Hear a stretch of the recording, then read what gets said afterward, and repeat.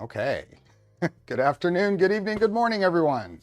I don't think anyone will mind if I go start a minute or so early. How are folks? Thank you for being patient and letting me delay the stream by 15 minutes. How are folks today? Just got back down the hill and ready to go. So, who do we have here? Hey, Just G. Hey, PF Dennis. Hey, Ken. Hey, K. Sipple and Poity. Hey, Pex Peppers. Truck Guy and Bill. Pana, Nuno, Kevin, Doom, Spectra, Rod, Brian. How are folks? Hey, Printer Prawn and Simon. I had a busy day. It was fun, though. It was a lot of fun. Hey, DJ. Hey, Fixter Jake, Turtle Crawler, Doom, Cheesy Potato, and Grant. All the folks. Sir Guy, Jeff, Blake, GJ. Okay. Tuesday stream. Today's Tuesday, right? We're good to go. Tuesday stream. Tuesday, weather is nuts. I just got back from spending a day with Pooch. Hanging out, and the drive on the way back was a little scary, but there was near zero visibility as I got on the freeway from Auburn is the area, and a couple of areas along the way that were very rainy, but traffic was good. There wasn't anybody being dumb, so people were going appropriately slow, and it was uneventful at least. So, Spectra, my new original Prusa enclosure arrived today. Awesome. I'm going to get an opportunity to build one of those. So, stay tuned. What else? Delay was great. Hygiene break, nice. Hey, Constantin. Hey, Shammy. And Petty Ruxpin. My mom had a Teddy Ruxpin when I was a kid. Little storytelling bear. Wet and windy. Yep. Hey, Madcap. Let's see. Cali really is sick these days. It is raining quite a bit. My shed is getting a good wash down. We got about 3 inches of rain today, as well as 15 minutes of sun. There was very much both. I had my sunglasses with me all day because the sun would come out and then it would rain and then it'd come back out. Hey, Biney.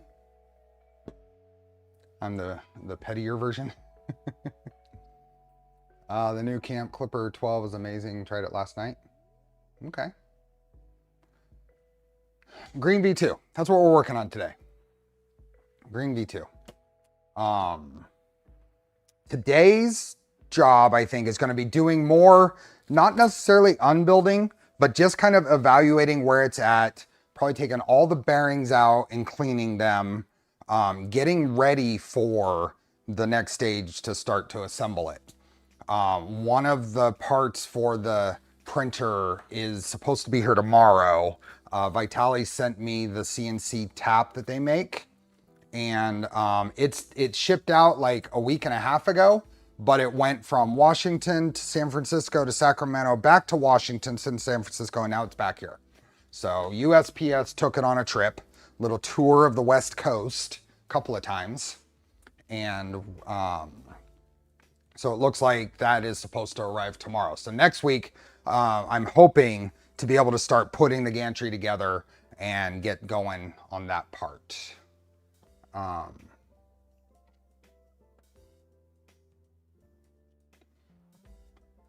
Let's see. I would play Metallica and my cousin's Teddy Ruxpin. What's the difference with New Camp? I don't know anything about the New Camp. I see the chatter, but I don't know. Hey, Moose. Can't stay long, working out of town again.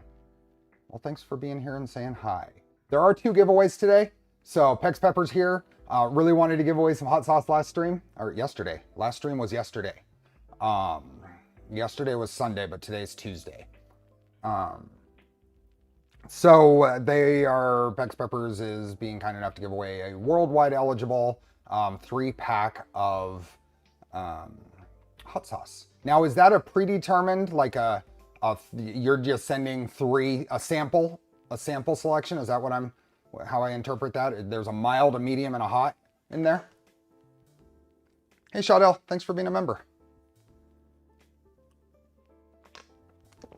And then our normal Polymaker filament giveaway is today. So both of those links are in the description. I put a reminder in the pin post, refresh your screen if you don't see the links. I just posted those. So if you've been here since before I started, then they won't show up. I'll be sending them, yes, one of each heat level. Perfect. Do a rebuild of my V2 gantry in a few weeks as well. Have about 1,800 hours on it. Nice. Would you recommend replacing bearings and belts? Belts, I mean, you can evaluate both of those. You can feel how smooth the bearing's still running. You can do that kind of thing. That's what we're gonna do here. So, yeah, PF Dennis, thanks for the gifted memberships. Before we get too far, I was pretty excited about something I worked on. Couple of things. If you didn't get a chance to see this, I made a new license plate for the Sakura. This is what I was using, and I made this with the help of Kylisa. Did some mesh converting for me, and then I put the letters on there, and I printed that with a 0.25 millimeter Revo nozzle. I got a new thing today. Let's see if I can get it out of my pocket. I got a 0.15 millimeter nozzle Pooch gave me today. So I'm gonna try that again with this and see what this looks like. So that was cool. This was first try. I guessed at some settings, I printed it onto Charlie wire, and it turned out phenomenal. I printed 2 of them at a time because I wanted to make sure. I figured if there was any stringing or anything, one of them might look better than the other.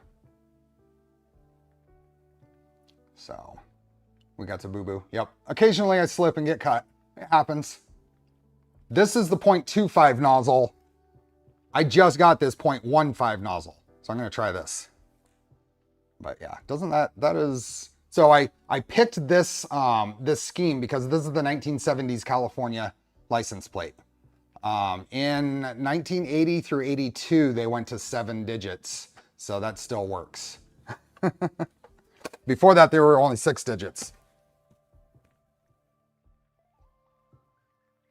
Tiny print, 6 hours to complete. For 2 of them, it was 30 minutes. And that was at 0.1 millimeter layer heights too. No glitter filament through that, nope. And I'll probably find some ABS to print the new plate out of because that flows better than PLA or PETG.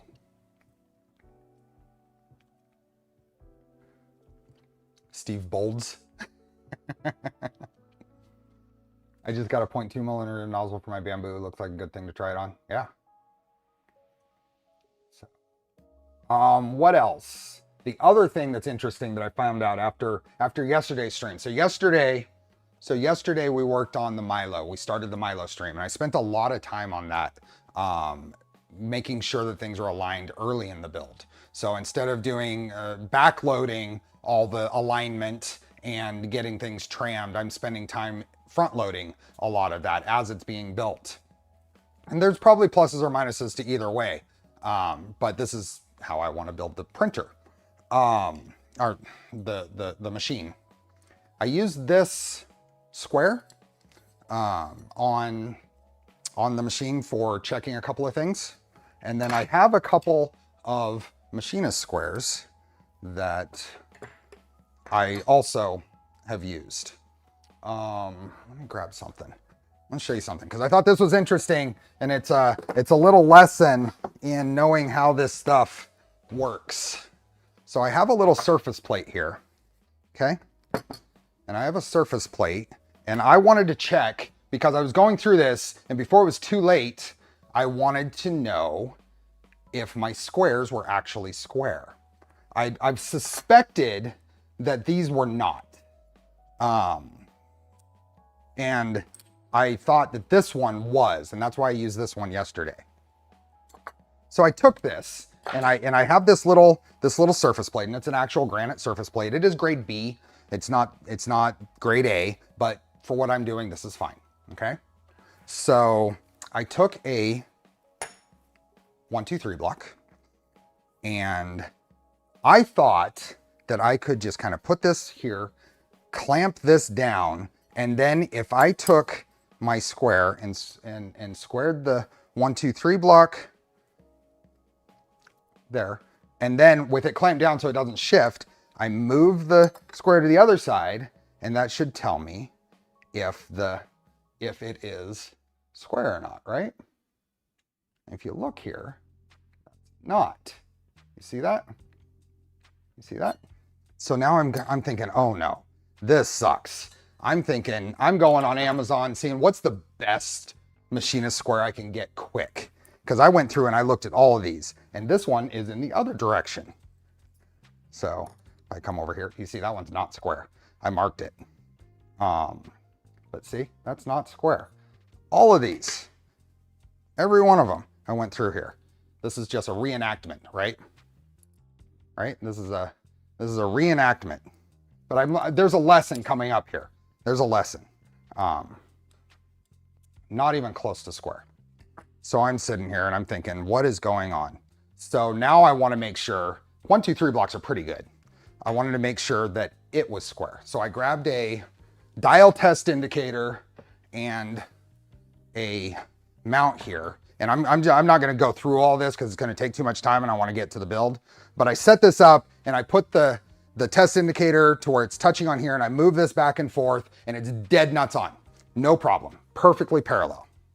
So now I'm thinking, okay, what is going on? And then I start thinking, okay, well, is my block square? And I don't have any light to put behind here, but the short story is, this is a surface plate. The top surface is accurate. None of the rest is. None of the rest. The top is good. It's flat. I can put this on. I don't see any light. The sides are terrible. Hint, this is square. If I set this here and then set that to where this is flush, see that over there? That is not square. Okay? What I did to actually determine that what was square or not is, and there might be a better way to do this, but I basically put my 1, 2, 3 block here now. And I also swiped across the top with my dial test indicator to confirm this is good. And then I set my square here and end up good. So this one is good. This one is good. Actually, this one's not good. It's not as bad as this one though. And you can probably see that. See that? And if I push there, see that? So this one gets the mark, not square. So, and I thought that was interesting. I spent a lot of time racking my brain on this. I even posted in the Discord what's going on. I figured it out. It didn't occur to me that this wouldn't have, because these are finished sides. They're finished, but they're not reference sides. The only reference part is the top on this. So I am comfortable using this square, which is interesting because it's the wood graphic. This wasn't a cheap square on Amazon either. I think it was 50 or something bucks. And it shows. So this is the one I was using on stream yesterday. So I'm comfortable with the work I did with it. I won't be using either of these. I did order another machinist square off of Amazon in the mid-range price area with a guarantee. It said it's made in the Czech Republic, and I don't remember the brand, but it's made in the Czech Republic, and it is it guaranteed like 8 microns of accuracy or something, which was far better than many of them that were listed out there. So I'll check it when it gets here, return it if it sucks, but It's in the name, surface plate. Well, top surface, side surface. If it was a top surface plate, then I could get it. So I found a granite 8" by 8" granite cheese cutting board. You can use that. Nice. After the Milo is running, you can use it to square up the plate. This is bigger. This plate is too big. Woodcraft, which is a chain wood supply store here in the US. There's a local one here in Sacramento. They sell a 12" by 18" granite surface plate that's grade A for $120. I think I'm gonna pick it up at some point and use that because it would be nice. Just sweeping across pieces, checking parallel, that kind of thing. A larger work area would be nice to have.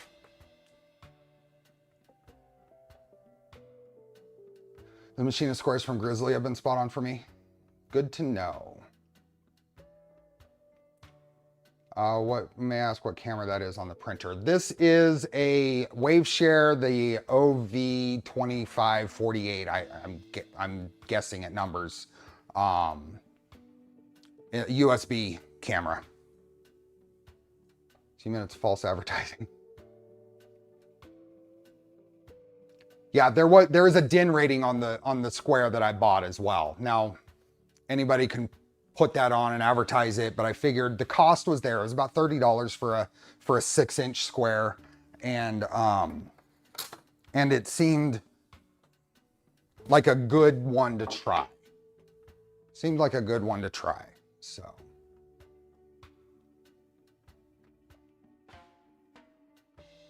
Kinex, that might be it. That might be the brand. Oh no, Coho. But it's not woodpecker, it's expensive, no. See if they have one with grade A sides too. Well, the cost. Surface plates gets really expensive. If I know that it's not square on the sides, I won't use it. But having a larger area of a top surface plate would be handy. Waveshare 5648. I was really close. Is that what I actually said? Yeah. They offer a lifetime warranty and would replace your square if it were to not be in square anymore. Yeah. Hey, Leo. Just looked at the description. Lots of goodies going. Yes. And I'm not. I don't know if something else will get added here or not. This is basically the idea of this build series is to work on this printer and get it back into service. What we do along the way, I have the guidelines of what I'm planning. But if I come up with something in between, we might do that as well.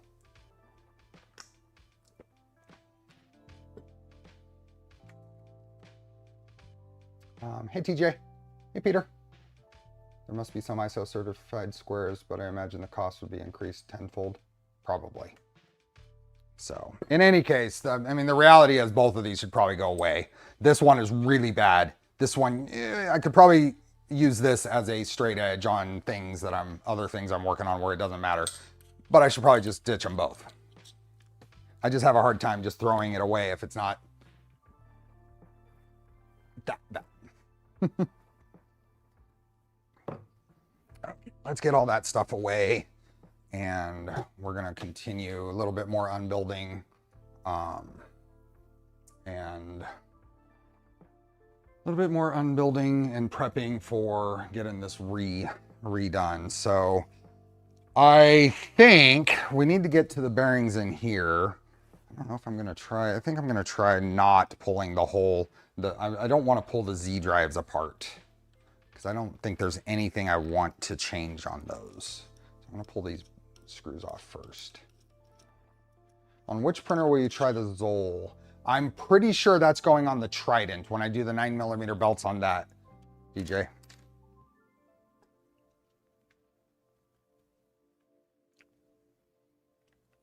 Yeah, Kinex is the brand that I bought. It should be here tomorrow, I think. Hey, Chris, welcome. Found you from Nero's stream the other day. Awesome. Glad to have you here. I've heard float glass is incredibly flat. You just need to be careful. Get a thicker tempered glass. Should withstand a little abuse. Yeah. Has anyone done a CNC conversion of the boop tap? I don't know. That's a good question. Hey, don't knock it. A good sized granite countertop remnant works well too. And I have that. You've seen me use it. I'm gonna go to the that same store and see if I can find a dark one for my tool chest here and put it on top. Jamie, thanks for gifting memberships. Nuno, I'm doing the double T. Fabrico gave me a double T CNC machined Trident conversion at Earth this last year. So, and Delmar gave me some fans for the Zoll. So, does Zoll have advantages over Dragon Burner? I don't know enough details about either of them. I haven't dove into them yet to be able to comment on that. Hey Brian, welcome. Okay, so I'm gonna try. We've pulled all the belts, so now the we're gonna get all these bearings out of here. And these first couple of streams here are just going to be just the way it is. They're going to be kind of disassembly and evaluation. It's more about working on the printer than necessarily doing the upgrades, or it's as much about working on the printer as doing the upgrades. I'm looking for, here we are.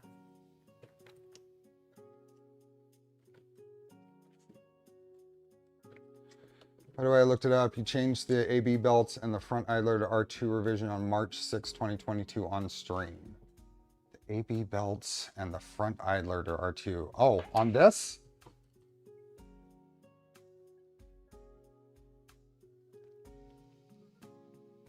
Zoll is more rigid and not easy to build and service. Okay. The only thing I've heard about Zoll is how finicky the threaded inserts are. Well, we'll find out. We will find out. These out. And this is going to just drop all the bearings and shims. So I'm hoping to... There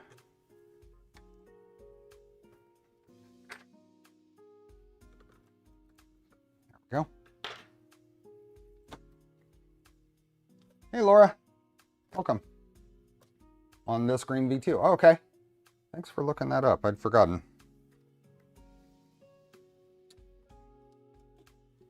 It's just what I remembered from rewatching part 1. Okay.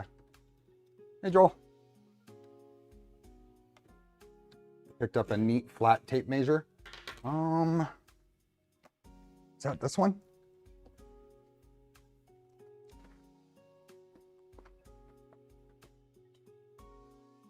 That guy? Hey, Obi-Wan Kenobi.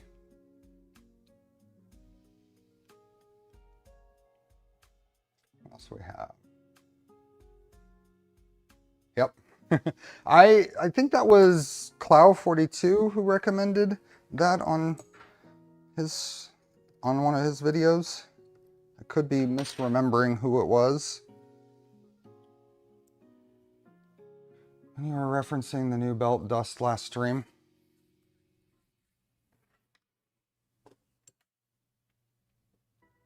I assume you're driving to Rocky Mountain this year again. Do you have a co-pilot yet? I do have a co-pilot. RCF and I are going. But if anybody wanted to caravan, then we could certainly try to coordinate. If anybody wanted to caravan to that, we could coordinate it. But we are leaving a little early, and we're stopping in Salt Lake City at a hotel. So we're splitting it into 2 days, at least on the way there.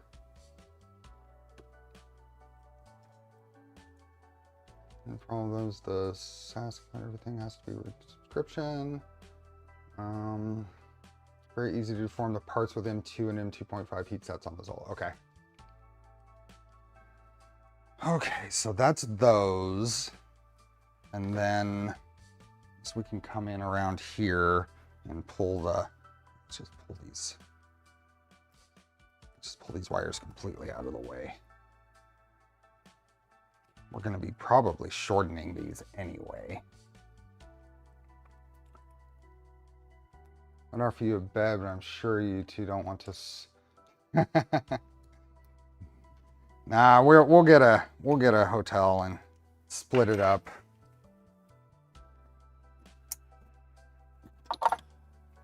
There we go. Bit of extrusion slot cover in there, and I'm not constantly fighting with these stepper wires. Are you closer in that direction than to the event there, Shammy? For some reason, I pictured you were south of Loveland. I don't need to take that off. I do want to take these off.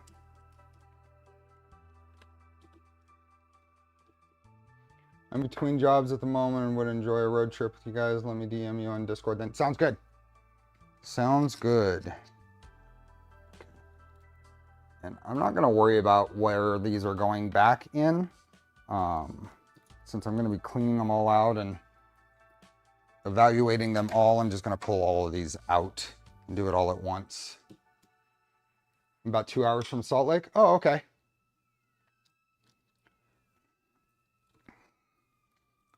Doom Crew, I knew you were in the area. For some reason, I had pictured Shammy being south in Colorado. Okay, let's see if I can get these out without dropping them all over the place. Nope. Nope. How much print hours has the screen accumulated roughly? I do have, I believe the history, the everything is there. I think there might be some early history missing before that was enabled in the things, but I don't know how many hours this has. I might join the caravan. I already have a hotel for the 2-day drive. Awesome.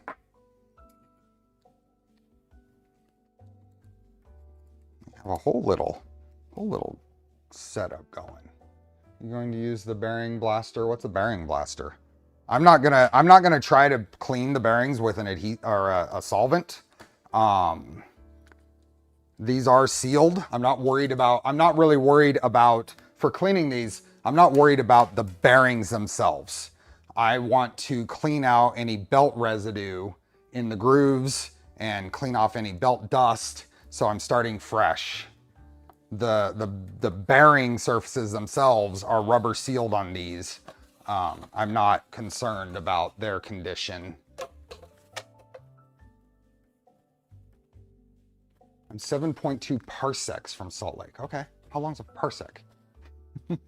I'm 1 astronomical unit away from Big Sac. Bearing blaster is used for cleaning the bearing for, yeah. I don't want to take the seals out. I don't think it's needed on this. There we go. That was more clean. And the shim went flying, and that might need to be searched for with the broom.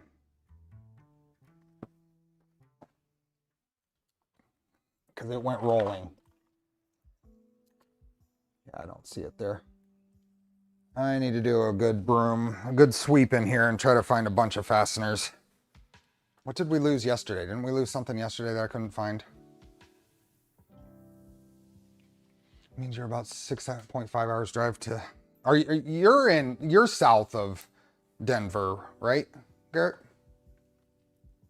How are we doing on giveaways? Okay, we're good on, we got entries on giveaways. How are we doing on people and likes? We need to get that likes game up. I have 5 gifted memberships to give away tonight, right? Nobody reminded me about that. I remembered on my own.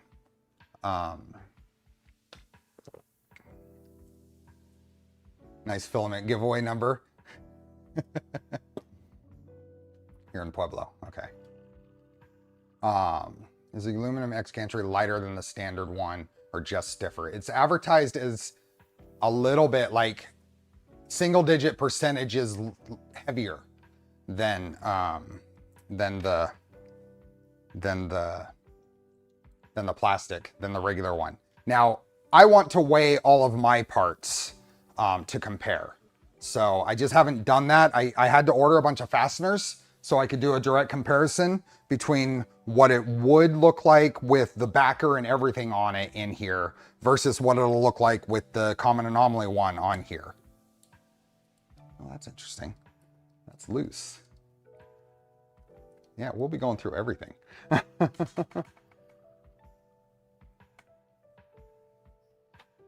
you replacing any printed parts? A few. The problem is with printed parts on this, the silver is either, what is the brand? Nova Maker off Amazon, Nova Maker ABS, or Paramount ABS is the silver. That's not a problem. The gray is graphite from KVP. And I'm not buying KVP filament anymore. They've shown too many problems with consistency and not caring. So I'm not supporting KVP anymore. I'm printing with it, what I have, what works, but consistency and color has been poor. So I'm not buying any more graphite. So now I need to find a replacement. I have a little bit left of this that I've printed with. And by the way, if KVP turns around and shows more care for what they're doing, then that might change. But right now they haven't shown that. Wiggle those 5 GEC. That's pretty good. We're gonna go through and tighten them. This whole thing is loose here because these bolts are all loose. And I don't know why. Didn't this printer have a Euclid probe? It did. It did. I took the mount off. It's going to get tap. But it did have a Euclid probe at one point. That's the one that I installed. This is what I installed it on in stream over 2 years ago. Working Need the Road next to my location. Giveaway still at 2-hour mark. 7 p.m. Yes. So I'm not gonna make the giveaway at 7:15. It's 7 p.m. I think that's a consistent time that I want to keep. So giveaways will happen in an hour and 15 minutes. Polymaker gray, I say, is primary gray that might be close. It's not. I have some Polymaker dark gray. I have 3D Print Life dark gray. Nothing's really close to this. Now, Shammy asked if I had checked out the Fusion. I did. I asked, Clee gave me some pictures. I think it's too light. I did get a box here today. I got a box, and let me make sure I can open this box without showing addresses or whatever. But I did get a shipment today, so let's open this up. I ordered a couple of the Fabrico Satin build plates that I wanted to check out when they did the little coupon a few days ago. So I ordered those, but I was also talking to, oh, and I ordered a Toolhead board for another project. But I was also talking to Manny at 3DO about filament colors, and I saw their anthracite. So Manny sent me a couple of rolls of filament and anthracite, and then another one I'll show you here in a minute. So I'm looking forward to trying that. That's a nice texture. So I took advantage of the coupon the other day and bought these. This is sized for my Mercury 1. I needed another plate for the Mercury 1. So that's where that's gonna go. And then I bought a V01 so I can try it with ABS. So that and the V01. But I've got a couple of rolls of 3DO filament here that 3DO provided. And I got the V01. I'm really looking forward to trying that because that looks really nice. I love fine textures. So I think that's all that's in here.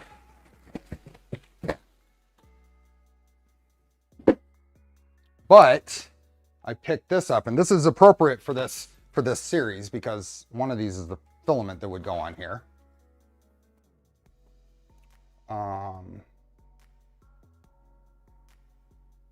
The new eggshell or whatever you want to call it is so nice. Yeah. Once Ajax finishes a little electronics bunch for transmission distance, it'll be a game changer because it shows the color hex code as well. Will make matching among filament brands a breeze. That's a good point. I have one of those, Sean. I have one. I have one of those little electronics boxes. What's your fastest printer? The VZ Bot is going to, but without a doubt, is my fastest printer right now. Teza, thanks for the gifted memberships. Happy with my SAD and PEI sheet so far. Nice. I'm looking forward to trying it. It's the first time I've tried those. We wear a tap leaving pock marks on the bed. On what beds? I haven't had it leave any pock marks on any textured beds.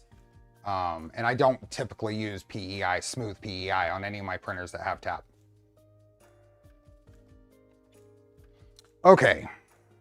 This is the anthracite. So this is the color that I was hoping would be a good replacement, dark gray for this printer. And so pretty dark. I suspect that it's not quite as dark as this. Yep, it's not quite as dark still. This is a really dark gray. It's just not quite there. Yeah, I'll have to print with it and see, but this is really dark.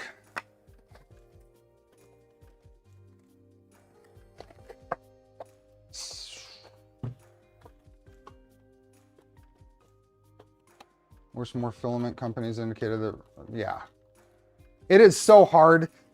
I mean, if you look at the pictures on Fusion's site, for instance, of that gray that Shammy was recommending, it looks almost black. And then Clee showed me pictures of it printed and compared to other colors, and it's way lighter than this. It looks lighter than that.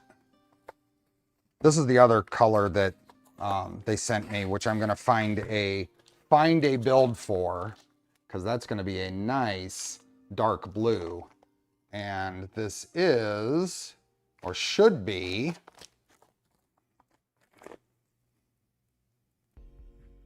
yes, it is the carbon fiber blue, ASA. So carbon fiber filled blue, ASA. So I'll find something for that. I bet you that'll look really good.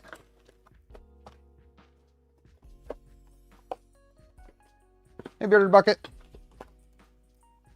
It's part of 3D Galaxy Black is a very dark gray. That's true. Looks very close to the Polymaker dark blue. Polymaker pictures to be accurate. Yeah, and their gray is, I have the dark gray. It's not as dark as that. I'll do some printing with that anthracite and we'll see what it looks like when it's printed.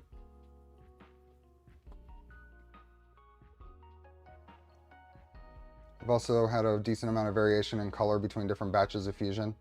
Not a single amount though. I've seen that with most brands. This is true. There's a very slight difference in the orange on my Sakura here. The Brad's orange. Now there's probably about 2 or 3 years of difference in the batches between these two oranges, but it's very, very slight. So it's a tough thing to do. Same with anodizing. Anodizing is very difficult between batches. Polymaker dark gray is probably closer if you turn the lights off. I think all of these are probably closer if I just turn the lights off.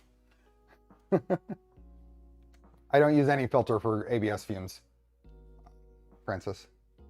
Doesn't mean I shouldn't, but I don't.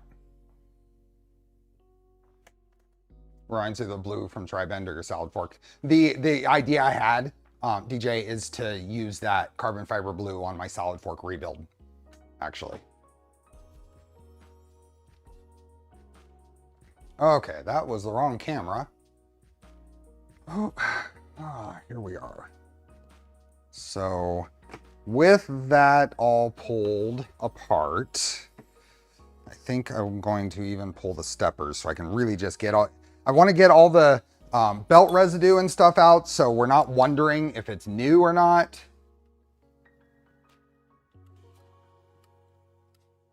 Is that the same blue on your VLMP? That is a great question. This, I think, is Polymaker Galaxy Blue. But I wouldn't bet money on it. I'm pretty sure it is.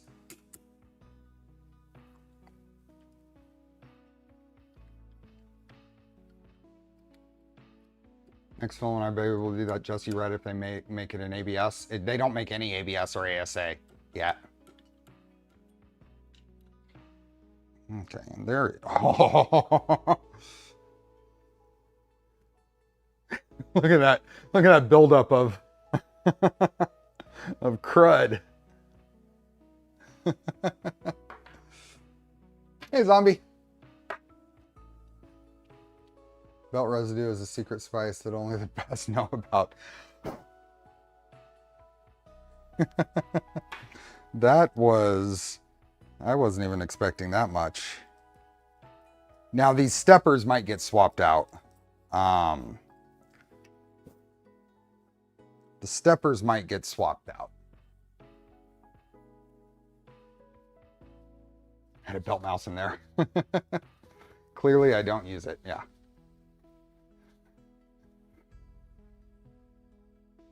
So these steppers are interesting.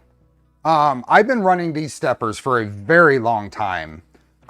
Remember, I had mentioned that this printer, I ran MGN 9X before the MGN 12 was a thing, but I never ran the dual. I always just ran a single, and it worked pretty well. I also have been running these steppers, and they worked pretty well. These are the 1 amp 40 millimeter steppers. Remember the ones that 0.9 degree? Remember the ones that LDO actually,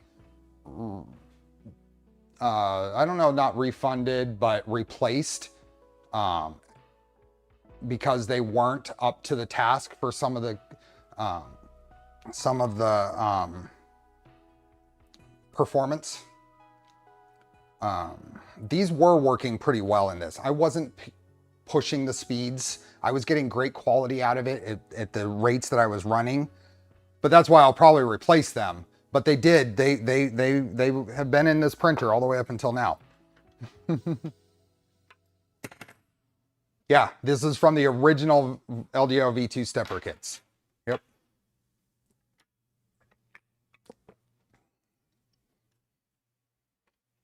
Is that the filament or belt shavings? That's belt shavings.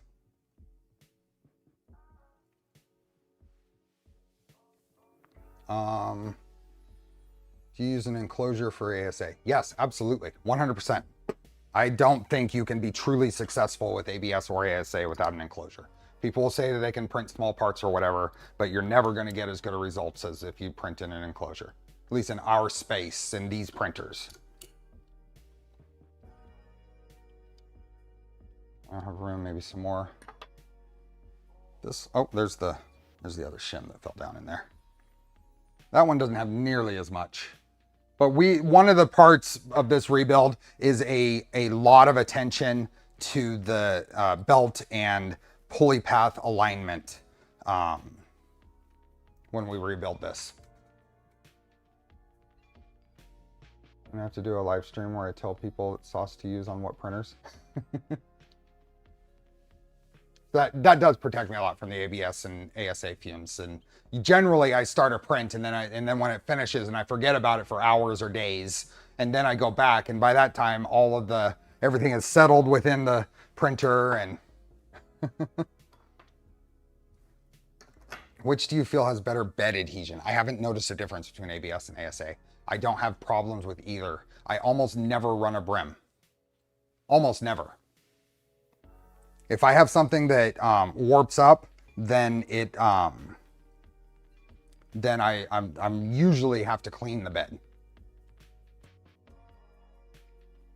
I printed an entire Voron 2.4 and Ender 3, but only got away with it because the open air was a closet. Yeah.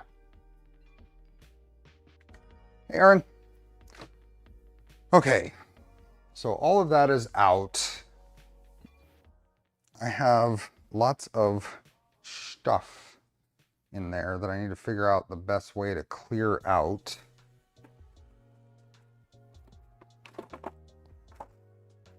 I need a toothbrush or something in here. Here, let's see here. See if we can see. You gotta watch, right?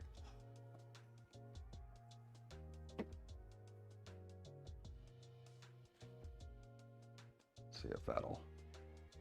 There we go. Here. Oh, it didn't show. I thought it might have shown a cloud of stuff going that way.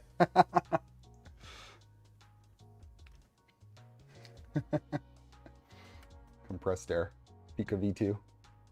Have any canned air, Steve? Fire up that air compressor. That's a good call. I probably still have charge in the air compressor. I do. One of the really nice things about this California air compressor I got, this guy. One of the really nice things about this is it does not leak just sitting there. It holds the tank pressure for days. As long as I don't have my leaky hose in here.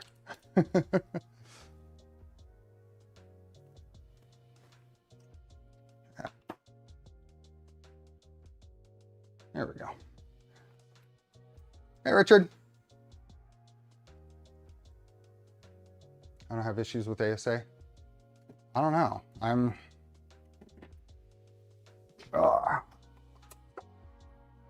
So hopefully this isn't too loud, and I think it'll probably get drowned out by the noise filter, but let's see. Holy crap. Was that bad?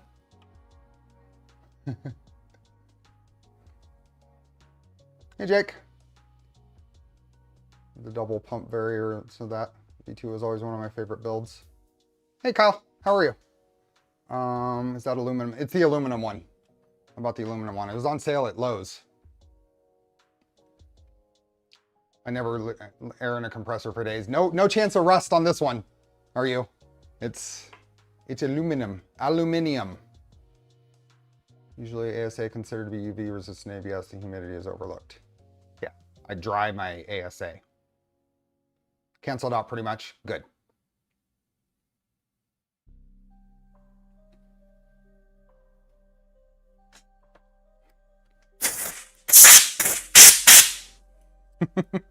I do have the pressure, the regulator way too high, I think. How do I change that?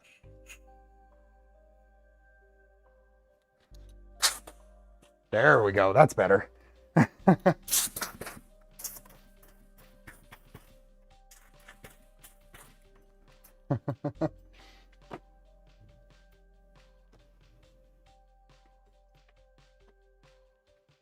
Told to believe after using. Yes, you do want to, especially a steel tank. This is an aluminum tank, and it's a new compressor to me. I've kind of left it. I was curious to see how long it would hold pressure. So you're absolutely right. You shouldn't just leave it there. You should maintain your compressor properly. Thanks for becoming a member, Jake. New setting way quieter. Yeah. Okay, so that is all cleaned out. So I'm not going to put you through, unless I've run out of things to do, me cleaning these bearings. But my basic idea is I'm gonna get a pick or something pointy. Get something pointy, and here, let's do this one. And I'm gonna run, there's a groove on the side here. So I'm gonna make sure, if you see here, see all this stuff that's coming out of it? I'm not gonna go through all this on camera unless like I said, unless I run out of things to do. But I'm just gonna clean them. See all that?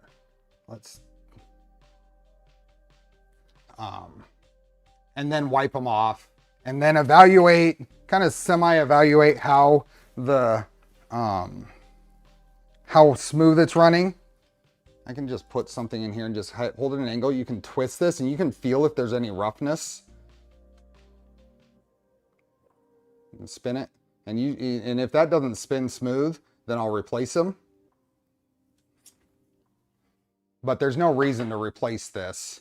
There's no reason to replace this if it's still running smooth. I'm just gonna clean it, get all this stuff off. Hey Ben, how to build a DIY fidget spinner. Yes, absolutely.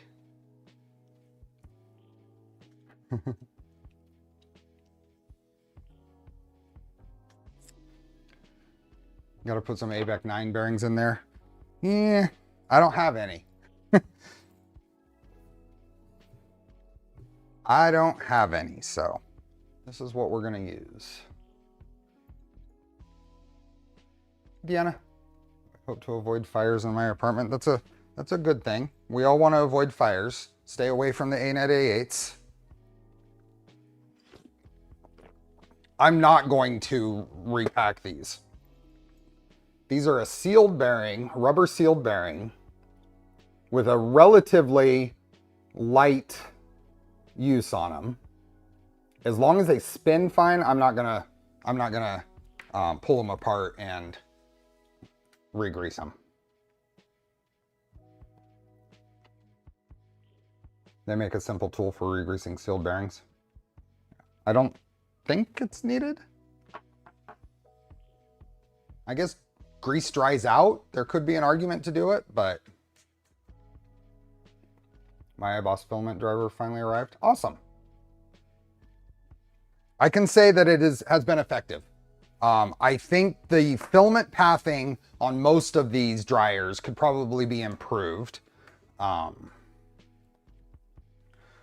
the ability to dry filament seems to be as advertised. ANET Blaze 8. Okay, I'm gonna put some stoppers here on the rails in the same spot on all of these, just so I can make it a little easier to know if the gantry is level.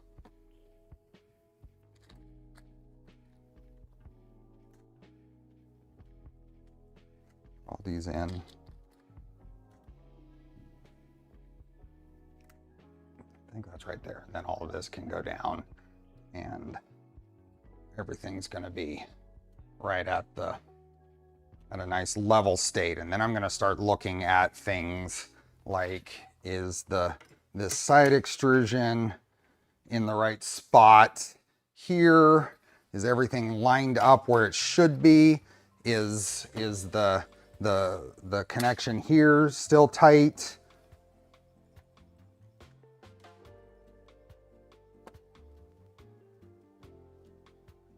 iBoss dryer has the best pathing in my opinion. I'd really like to see the iBoss dryer with a pathing that doesn't require it to go through the lid. If there was a spacer with a filament path out, that would be way nicer. Having to deal with taking the lid off while filament is in there, or putting filament in as you're holding the filament, holding the lid, and then feeding it up through the top. Eh.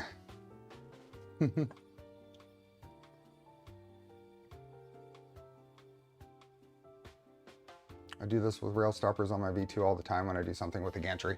Yeah, you put some stoppers in here and then you get at least really close reference points to make sure that it is all level. And we don't want to do any of making sure everything's aligned with the gantry tilted, because that's going to skew the results.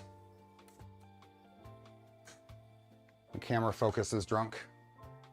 I was thinking about that today. I'm not sure how to feed filament easily out of the new iBoss. Yeah. Has the front and rear filament outlets, but it's still in the lid, right, Bob?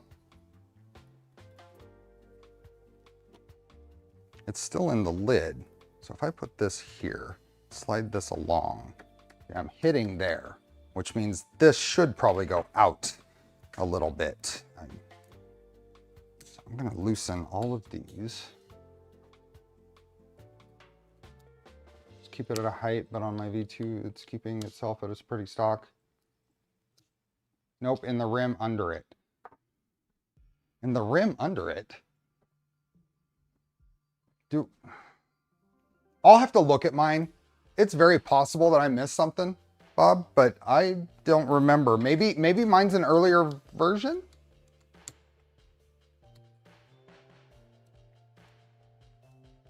What do we have? An evening stream, so the camera focus is drunk. Got it. Derek, thanks for the super chat. Feeling an enormous urge to squeeze this printer into a glass with ice cubes. iBoss has 3 choices: front, back, and top. And in the base, you can take the lid off, and we're talking about the polyphemus.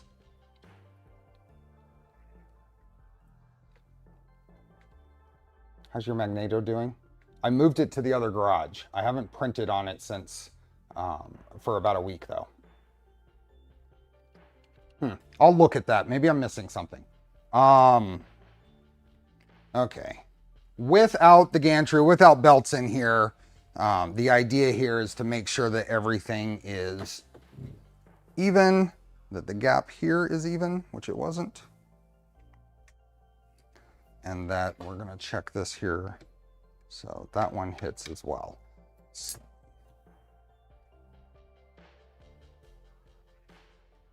Gives me inspiration for a new sauce: black pepper and lime. Okay. I will look at it, Bob. I could very well have missed something. But, and if that's the case, I'd be even more happy with it if I can feed filament without feeding it through the lid. I would go and grab it right now and check, but it's hooked up to a printer and I can't really grab it. Maybe check the loose screws on a mount if they deformed the printed part much. Are we talking about any of these? These are all, everything's looking fine. I'm not seeing any. I think these were probably loose because I probably was working on it and didn't tighten it. Because if I look at, if I look at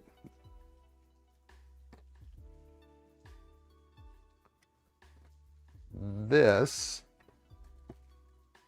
I don't even see any deforming from under the head of that screw, and that screw is tight. So the Easy Dry has front, top, and back ports for Bowden. The new polyphemus is what the one I'm talking about from iBoss.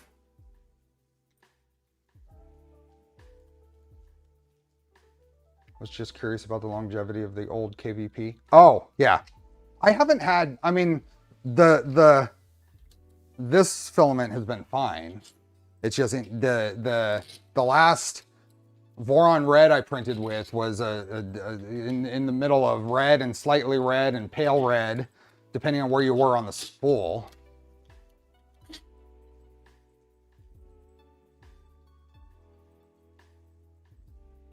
Are you putting kinematic mounts on too for the bed or no? I'm not. I don't want to drill a hole in the center of the rear. That's where all the wires are. It doesn't sound like a fun thing to try to avoid all of those and have it still work. So I'm not going to be putting it on here. I don't think it's required.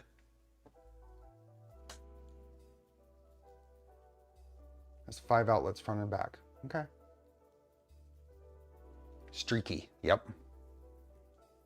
I'm going to take this one apart, kind of look at and show you how it is. I don't really want to, but I'm going to, because I'm going to be adjusting my belt tension then, my Z. But this is an older GE5C mod here. And I want to see if I can get this alignment here improved. Because I think this should be parallel here. And if I go to the front, it touches there too. So it might be, as long as it's even, it might be okay.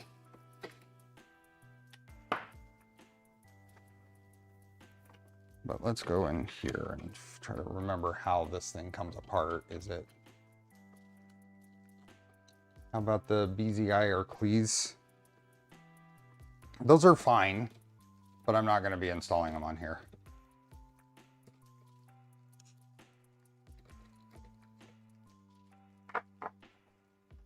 Is that just the one? It's been a while since I've installed these. G5C variant on my old V2 with IGUS EGLMS. Oh, okay.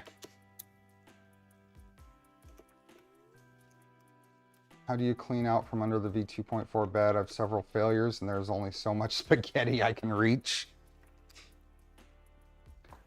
I mean, we can... Oh, there went something. Little air. What was that? What was that? Oh, it was a zip tie. I have the heart. Just one M5 there. Yeah, like I said, this has been a good while since I've installed this, so it'll be interesting to see how it's held up. What's the textured acrylic you have for your bed? Textured acrylic. Are you talking about the bed? This is a Prusa. This is a Prusa textured sheet.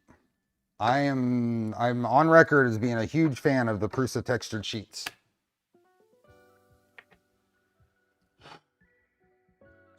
Okay. So there's a bolt through there, those, and then a shim on top, but otherwise the bearing fits in there. It's still in there good, so I'm not seeing any plastic deforming. Last screw. Now all of this, so how would that go? Go that way. And then tighten this up. Let's try putting it back together. It's talking about the mid-plane ABS. This, oh, so this, I'm sorry, you're right, thank you. This is ABS. This is just regular 1/8 inch, 3mm ABS sheet. Here in the US, it typically comes with a textured side and a smooth side.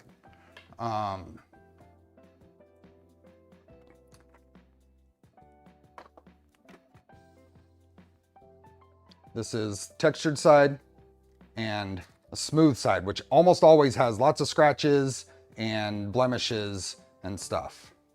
So the textured side is much cleaner. And I'm almost positive these came from Nemgria. Yeah, from MN Laser Cutting. MNLasercutting.com, maybe?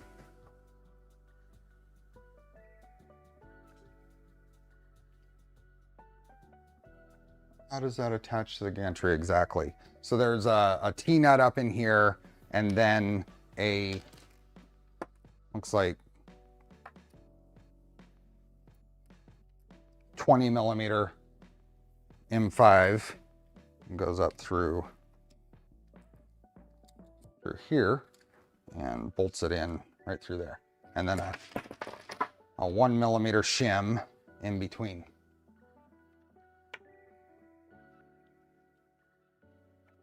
Is that also from, yeah, definitely going to try to get some. We have a laser cutter at the makerspace, so it should be nice. Good. This, I buy quite a bit of this from a local place called Tap Plastics. They also have an online store, tapplastics.com. It can be a little pricey depending on how much you're buying and what thickness. But for enough for a printer is probably not too bad, but you can get a quote online. They'll give you the size and everything. The gantry is inset a bit. Is it supposed to be? I'm looking mostly for evenness. So we will see. Are you still around, Heart K? Do you know if it's supposed to be inset a little bit?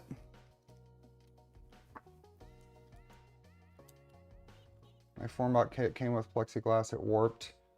I have ACM panels for the deck and rear that I got from KB3D. ACM is good. I've not had any warping from ABS, and I've not had any warping from the matte acrylic that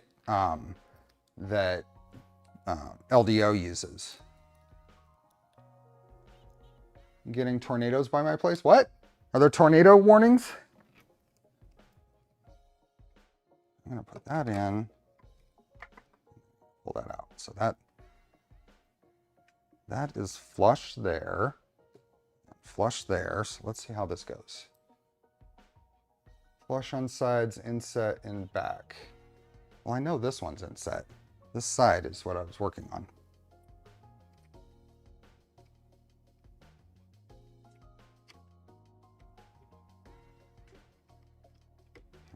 There we are. So then I want to make sure that this is nice and square on the carriage here. If anyone wants, I can print ABS panels.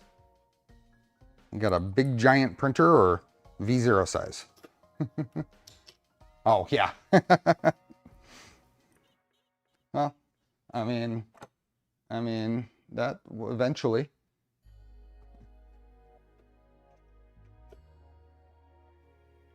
I told you shouldn't laser ABS. The fumes are bad for the lenses. These are all laser cut. I've done a lot of CNC router cutting on them.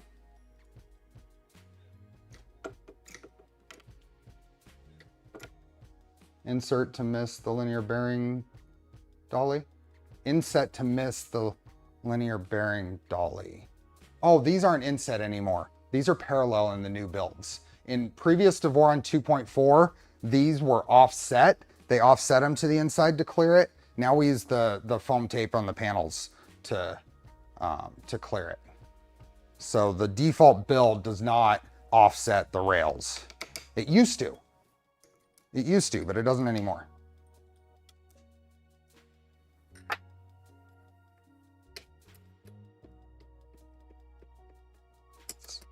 It still touches, but everything is lined up. So I don't think there's anything I can do about that. Oh, that's not tightened. Let's see. Offset the rails, how? Well, the alignment tool had a very slight offset to it. Oh, there we are. I tightened it, and now it's exactly flush there.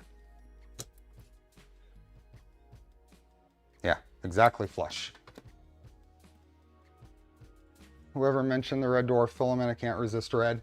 We'll see how it compares to the reddest red I have.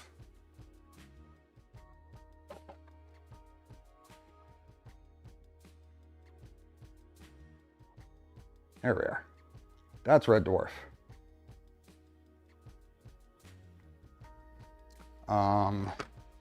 That's a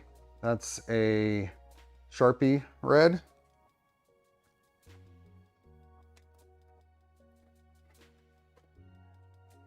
We got a Welsh dragon red.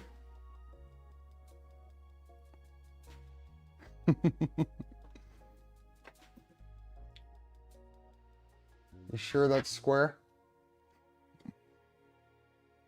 It's flesh. Flesh. I'm going to do the same thing over here, but I think I can get away without loosening the belts.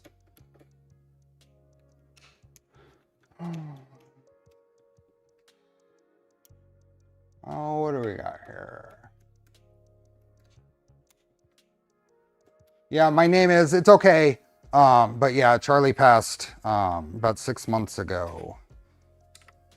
After a long, long life. That Toxoid. Is it looking with the... Alright, my super red is MH Pro. I know it's KVP, but nothing else is that red. Tuxedo.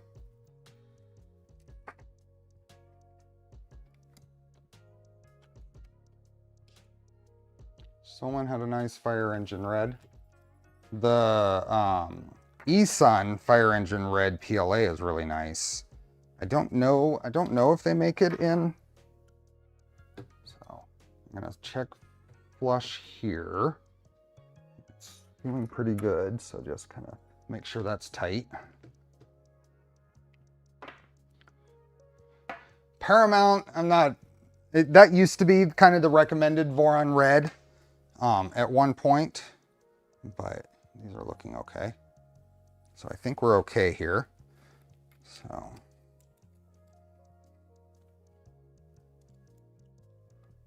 Any plans to get a new talent for the show? Yes, eventually.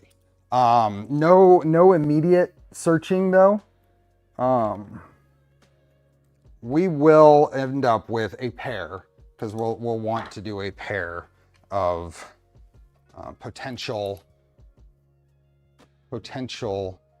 stream friends. It's up to them though, you see. Whatever we bring in, it's gonna have to happen organically. Can't force that, especially for cats. Do you oil or grease your bearings? These GE5Cs I haven't. I'm not sure it's needed. Polymaker ASA red is by far the richest red I offer. I really, really like the Polymaker Galaxy Red ASA. I haven't tried their regular red, but the Galaxy Red is awesome.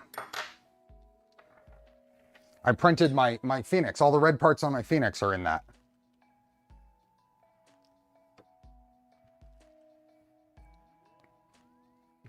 You had the squirrel for a short time, yes. Kind of hoping the TD one from Ajax will lead to color matched filament. What else?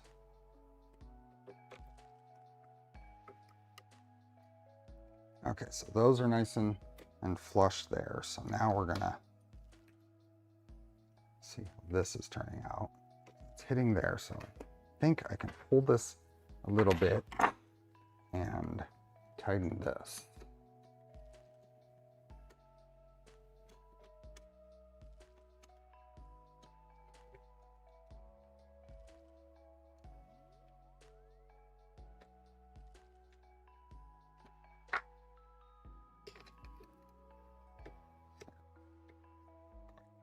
Thought it was.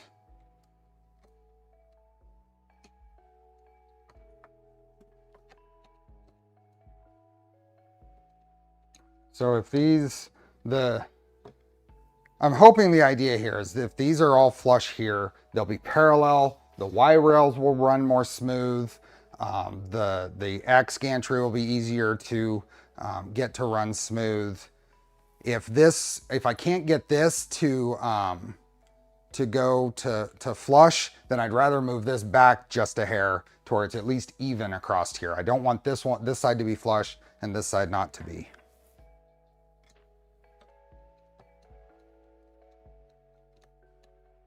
Maybe Cheddar lets me pet him.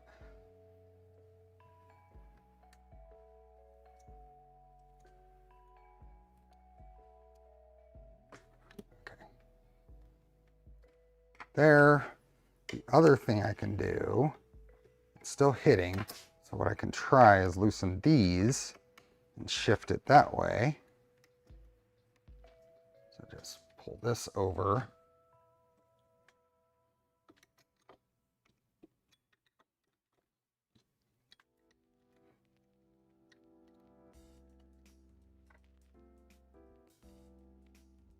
There we go. It goes all the way across.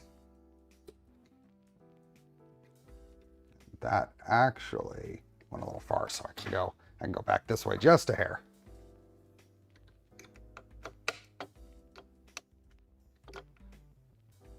Hey, Hybrid Robotics, welcome. Let's just go just a tiny bit. Do just two.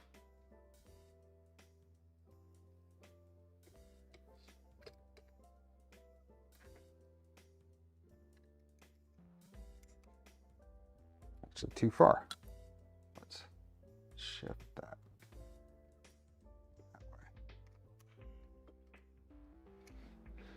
way. Oh.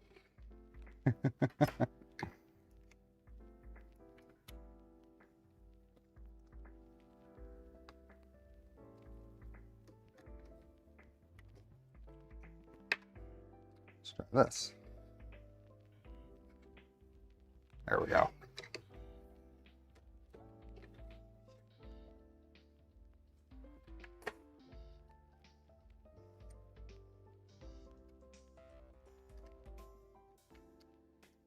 Okay.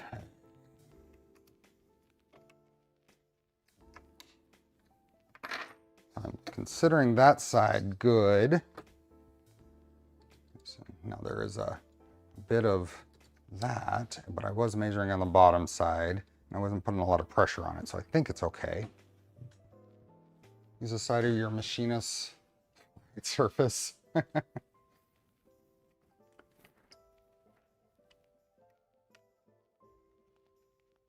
There is I was using a Hall effect sensor in here, so there's a magnet on this side. I'm gonna take out. I'm not gonna use that magnet anymore, and it's kind of in the way. To get the kiddos in bed, be back in a bit. See you in a bit. Use a light behind the ruler. By feel I think is okay for this. I don't have a great light for that. My phone is hard to use for that, so I think by feel and using the ruler there to slide along is fine. I'm going to be within a very close amount on this. I'm just looking to make sure nothing's split or discoloration, and I think we're fine. So then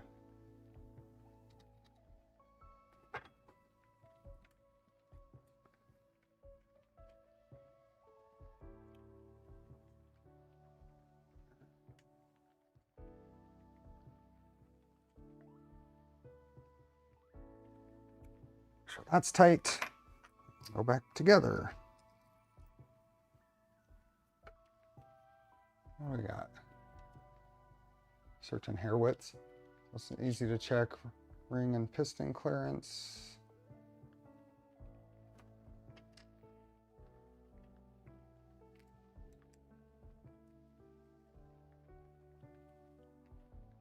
Love to build those colors on a Trident.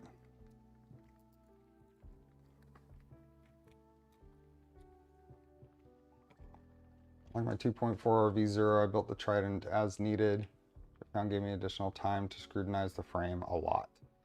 So this is a level of just kind of checking things that is hard to get done in the main build.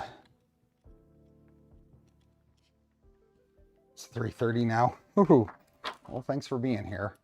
We got 29 minutes until hot sauce and filament giveaway. So we have 258 people here. We should try to get to 200 likes, right?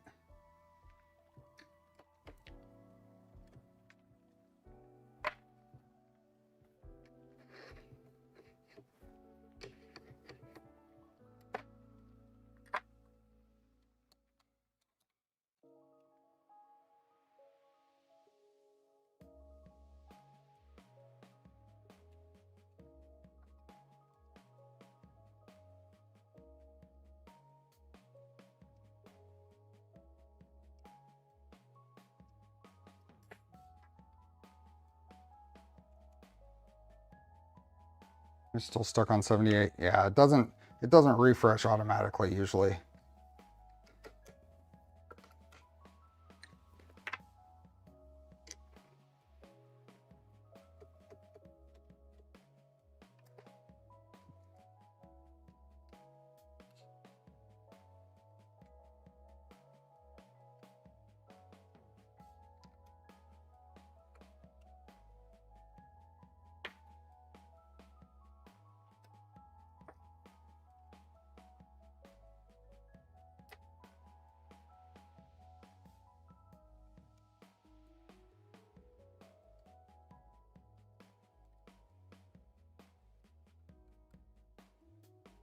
Like number 166. Awesome.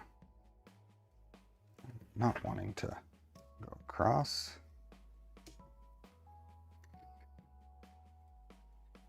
Let's see how this one does. Looking forward to my black box build and the Milo 1.5 that I have on order. Awesome. So when do you expect to start that, Luke? So Luke and I are both going to be building black box. Black box is a tool changer, and it is being kind of coordinated and championed by KB3D right now. It was just released. The configurator was just released. It's up to 5 tool heads. There we go. Poity has a link for you.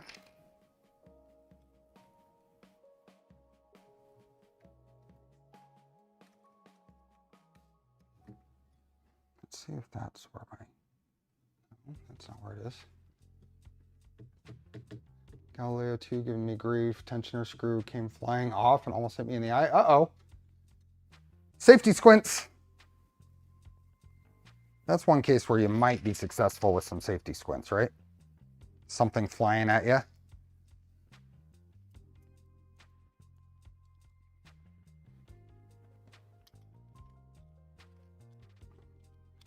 I follow Cloud42 and Blondie Hacks and have been swayed by their purchases. Yeah. I would love to do some of the stuff that they are doing and inheritance machines.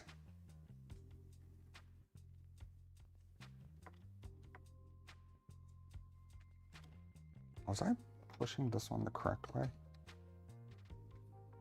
Try something.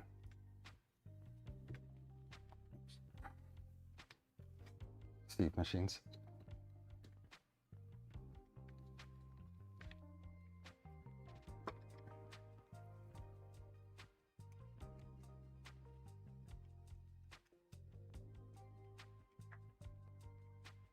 Yeah, I like watching Cloud42 stuff.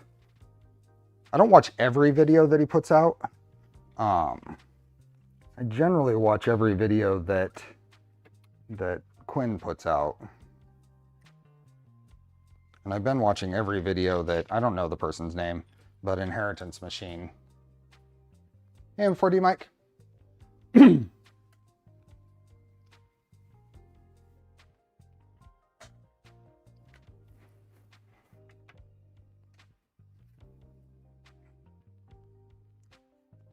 Sure we stay level. Aha. Nope. Hit there. We're over here. We're good there. Hope it copied the XL for its sub 2-second tool swap. It's not copying. It's been around a lot longer than the XL. I honestly don't know what to expect for times on tool swaps and stuff like that. Poity could tell us more. Artisan Makes is another one I watch. Yep. I haven't watched Breaking Taps. There we go. So this one needs to go in a little bit on this side. So this apparently is the week of fiddly getting stuff lined up, because that's what we did yesterday. Black Box was started in 2016-ish.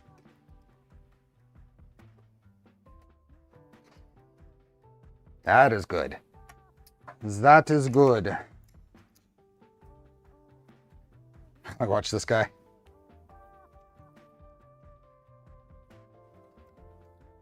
I did take apart most of what I did on Milo yesterday. I'm going to tweak it a little bit for alignments.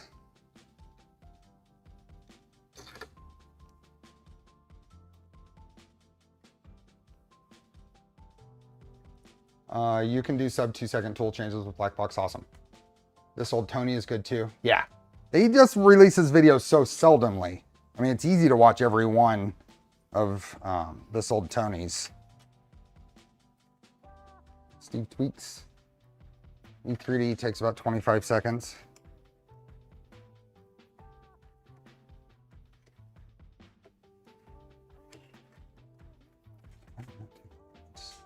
Make sure this is...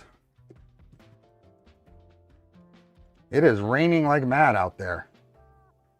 Okay. Not be so concerned about the tool head change time as about the accuracy of the new tool's placement. The repeatability of the offset is, I think, one of the more key things. Okay. With this all loose, I'm going to center this. Then I should be able to tighten these.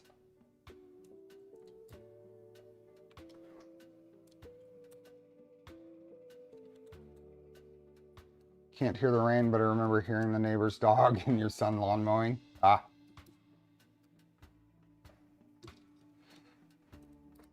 Yeah.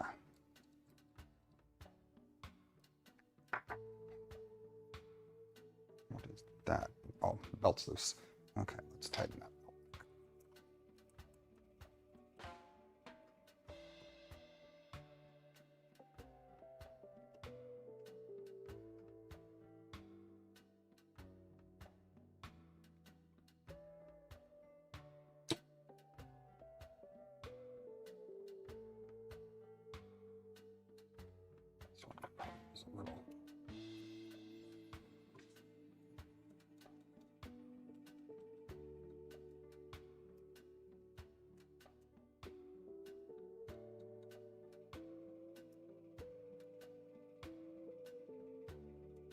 Hey, Sanity.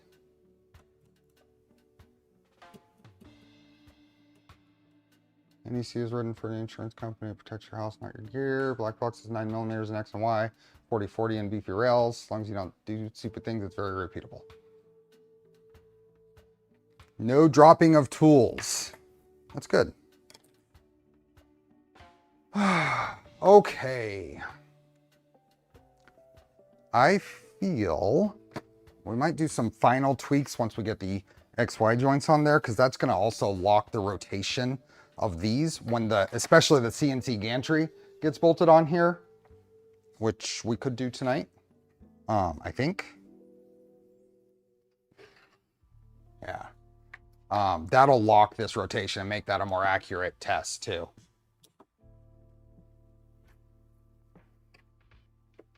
Yeah, because that's hitting there again and barely there. So let's get this, let's get the gantry, the X gantry on here. So what we are installing is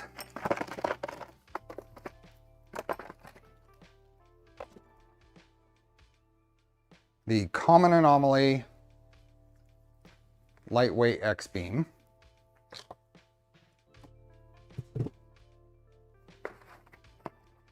And there is a site we'll go to.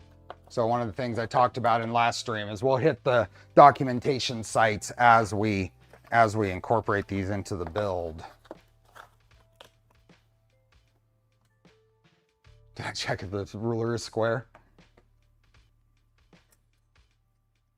Something I didn't think about though is whether I should re-grease these. They are super smooth, but that may mean that they need some grease too. Most of the time people are complaining. It's people appreciating the work. I'm a bit lost. What is Steve doing replacing these gimbal bearings? Well, what I was just going through is just checking everything. So this is a rebuild. So checking that everything was no broken printed parts in the Z assembly. Trying to make sure that the Y gantry extrusions are in line with or flush with the outside of the frame, that it's straight across here. That's what I was just doing. Some of that I think I could probably get better results once this is bolted into here. I can move this forward and that will keep this from rotating, because I can force that to rotate because there's a spherical bearing here. But this along on the rails will help prevent that, and then I can get a better reading here.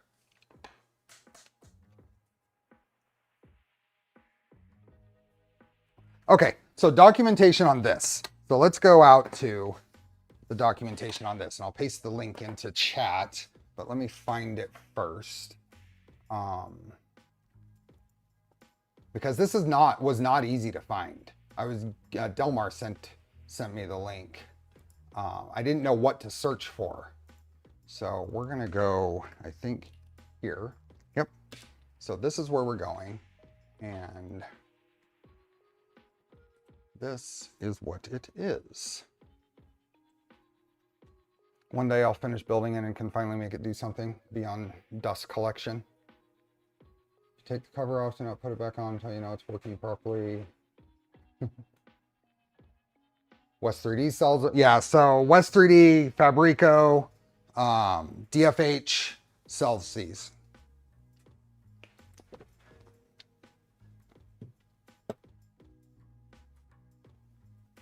So this is what it is. So lightweight XY joints shown with the ultralight beam. You go through here, and this is what we'll be installing, is this assembly right here. And it talks about what, oh, the thing that's interesting, we have a lightweight XY joint with an ultralight X beam. And then you come down here, and one of the cons is a 7% increase in weight.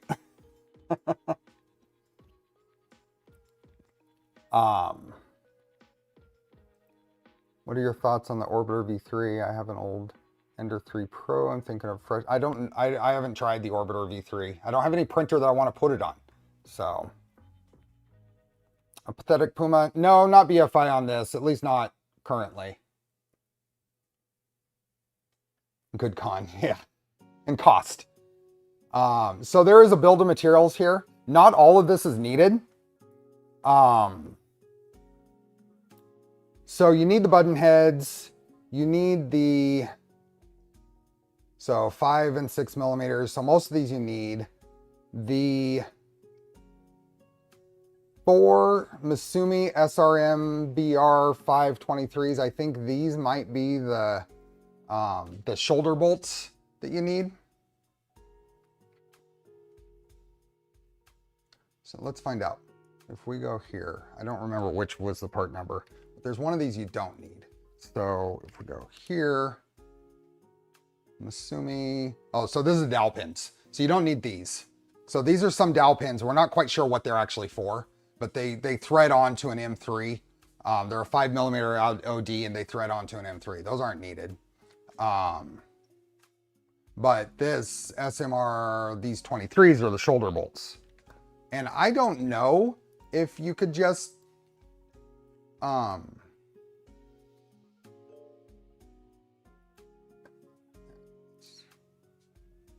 don't want the Misumi in there. There we are. So these are a, come on, go. Richard, new to the stream. I'm liking it. Thanks. Well, thank you. All of this is in the kit. Not all of it is in the kit. So these bolts should be in the kit, but they're not in all of them. I think Fabrico ran out of them. I don't know about the other vendors, but these are a shoulder bolt. I'm not sure if you could get away with just using a fully threaded bolt here. But that is what those are. This is basically a long grub screw that's not needed.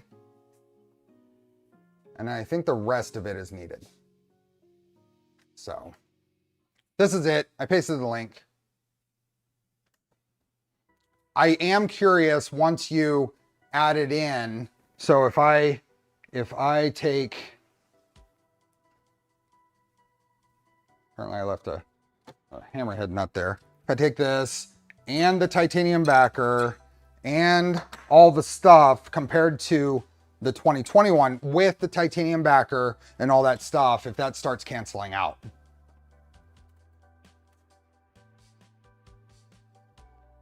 Shoulder bolts should be a thing that's reasonably easy to get a hold of. Yeah, and the Misumi link is there. You can get them.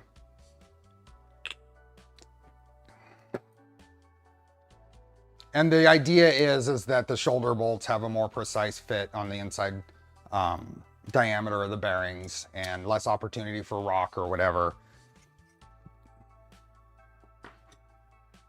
Can you weigh both to see the difference? And that, I'm planning on it. You know, I'm planning on, although I'm going to bolt this into the printer today as part of this alignment.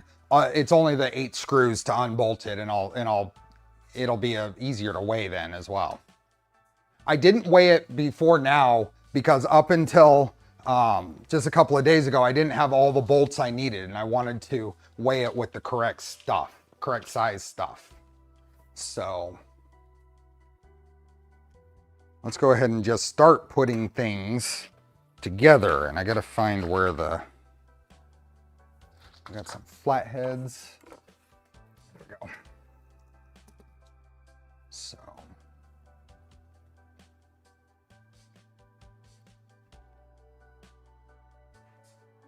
we have some flathead screws that are for this. I think I'm going to use these little short guys here. Where did that screwdriver go? There it is. So we're going to put the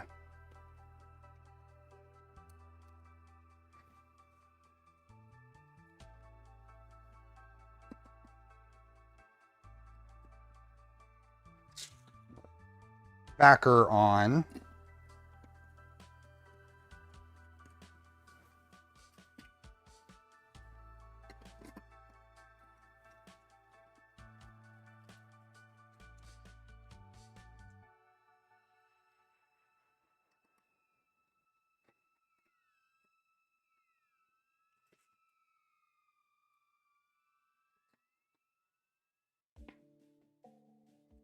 Get the focused view of the back of my hand.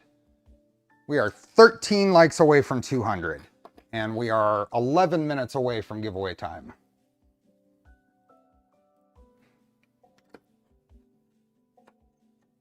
At least the Americans can do the wiring themselves and get it checked.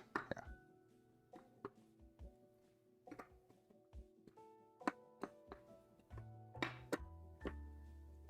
The dowel pins were designed for use with a tool changer. Mod in mind, you don't need to worry about those, yeah. Does that x-axis have a lot of bend in it? This x-axis should have 0 bend in it. Hey, Chip.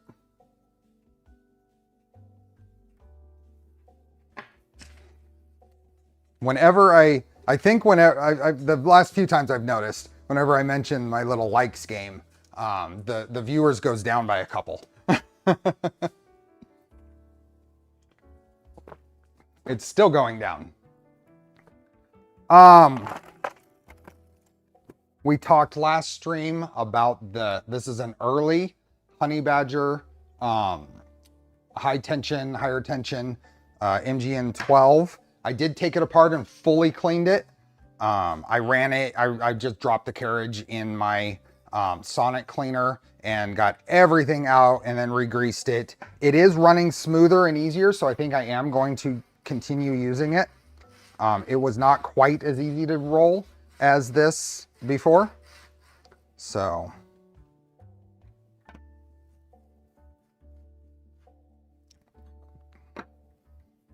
that guy's gonna, so one of the features on this is there is a indexing lip on the bottom here.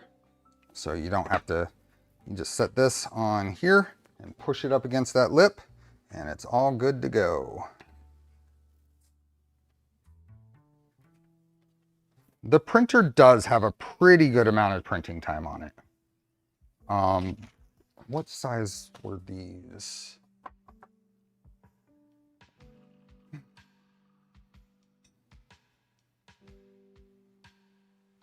One of the drawbacks of this setup is it doesn't really tell you what fasteners to use where.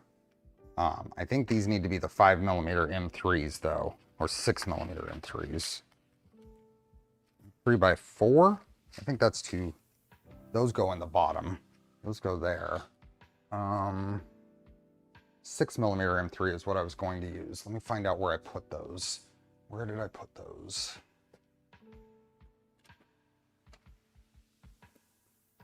Grab these.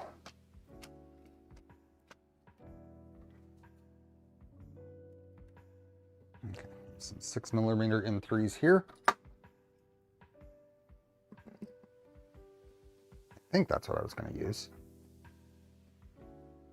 All right, it goes there. Apparently, there we go. I wasn't in the right spot.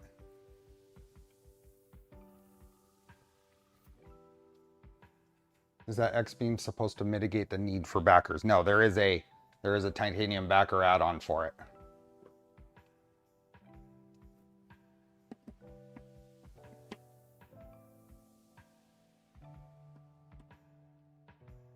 Now these are going to get Loctite. This is an appropriate spot for Loctite. I need to put it in that backer as well. But like I said, I'm going to take this off and weigh it. I do still want to get an actual on this printer, the weight difference. So it will get it will get Loctite. And I'm short on these screws. I have a pack of them somewhere, but for right now, we'll just do this.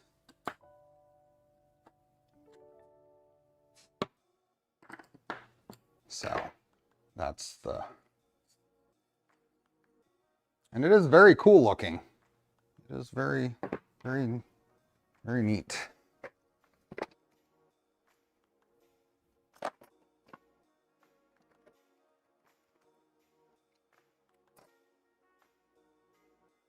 These guys. Wouldn't every other screw also be enough on that beam? Probably. We've seen in some tight meshes where you can see actually where the screws are, right? So is there any reason not to use them all? It's not that much weight. I'm gonna weigh the Loctite. Is the bimetal CHT nozzle the king of nozzles? What is your favorite printer surface for PETG? I don't print very much PETG. What have I used for PETG? PETG is typically my Prusa textured sheets with glue stick.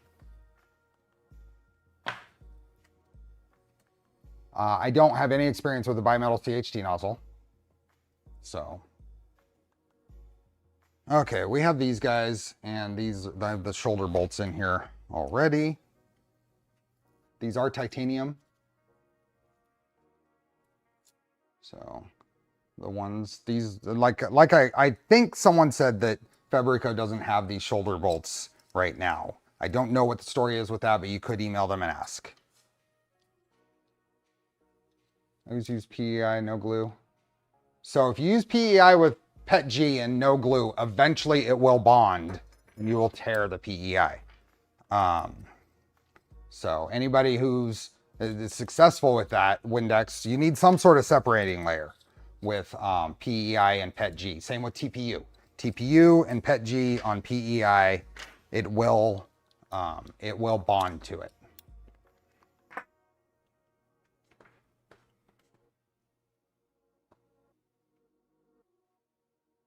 It sticks to anything except PLA in some cases too well. Yep.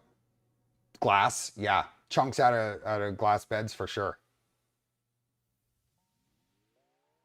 Use 20 by 20 by 1.5 square tube on my Trident and VZ bottom. It worked great. Smooth PI, no glue. Take the parts off at about 50C. I wouldn't risk it.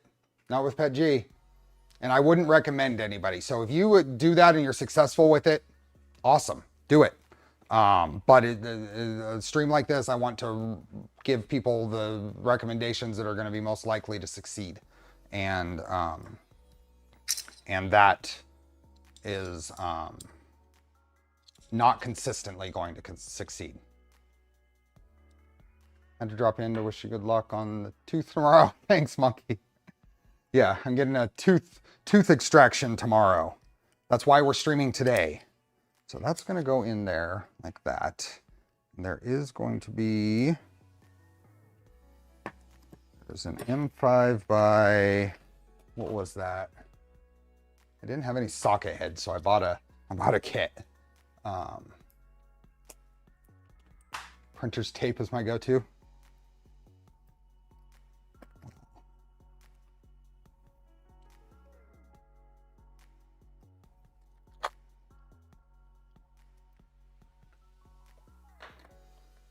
How thick, how rigid. It's a good idea to print PETG on a stock end. Is it a good idea to print PETG on a stock Ender 3? You might not be able to. So the problem with the stock Ender 3 is it has a PTFE lined hot end, and you probably can't get to great PETG print temps with that safely. So some PETGs might be able to be successful at lower temps that you can safely print on that Ender 3. I wouldn't recommend it.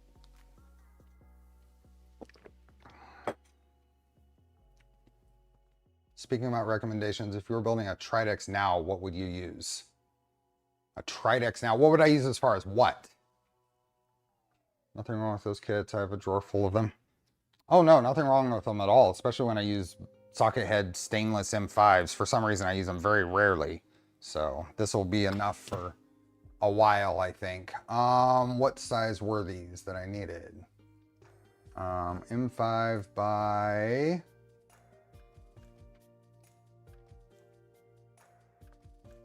M5 by 10s? No. Is that all they are? M5 by 10s? Yeah, that'll work. Okay. M5 by 10. That must be these guys. Hey, BBs. Kit upgrades. I keep wanting to try things like the tap version on my Tridex. I haven't gotten back to it, so I don't know that I would probably build it differently if I was starting it now than I did. So I don't know what I would do different though.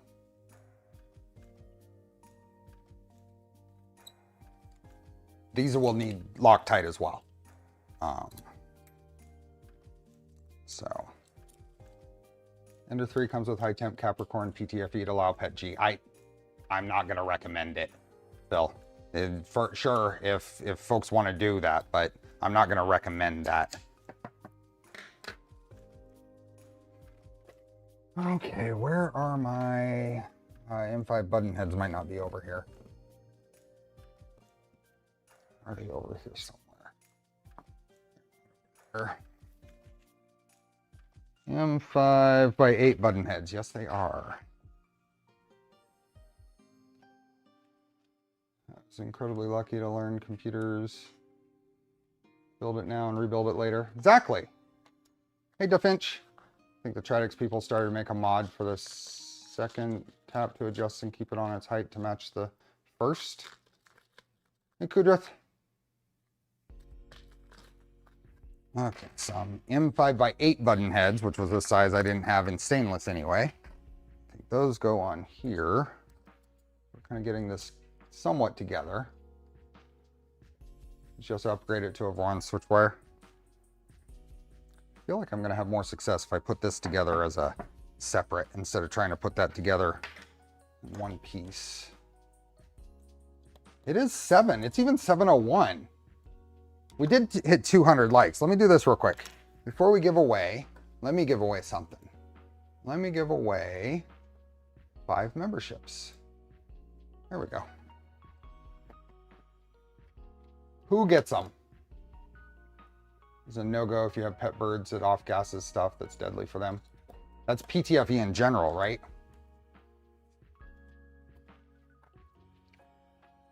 Who we got? Sophia, Wade, Nismo, Andy, and Tudenman. Congratulations. Okay, we'll get these XY joints together with bearings here in a second. Grab them out of the box here. We'll do a giveaway. Tough builds, Teflon coated as well. Tough bulbs. Here, the one good use skill is to reach down and help folks on the runs. Okay, so giveaway time. We have 2 things to give away today. Let me bring up a wheel of names page. Only 3 a.m. in Portugal. So Polymaker giveaway number 69 is coming to an end. Yes, this is Polymaker giveaway number 69.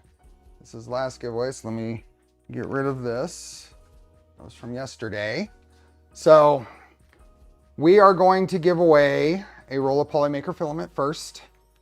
You must be present to win. I closed the entries when we haven't had a new entry in 3 seconds. Is stainless screws into aluminum a galling risk? Probably. Does Loctite help with that? Does that give us adequate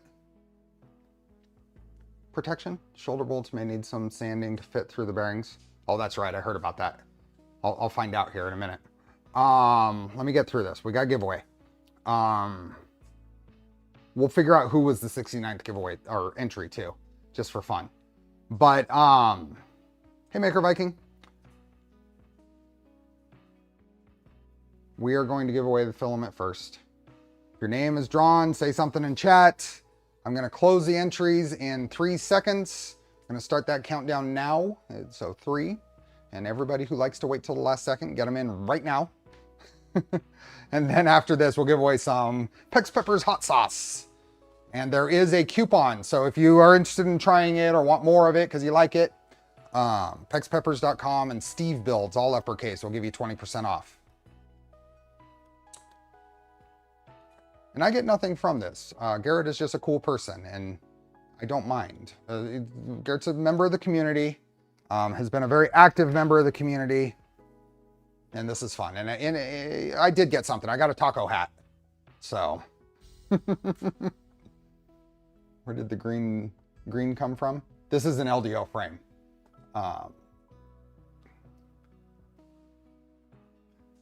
Okay, so there was a new one right there. So 3, 2, 1.5, 1. Oh, there's one. 3, 2, 1, half, 0.4. There we go. 0. Okay, that's closed. Let's see, who was the 69th entry? I was a boy, I used to ride around on my bike and drink red hot just... You like hot sauce? Bill, you did get the first one. I saw you comment that you didn't think you got the first one. Bill got the first one. Who is... I think it's... Okay, so I need to look for the 70th entry because there's a header. So Nicola S was entry number 69. Why can't I click the add off? There we go.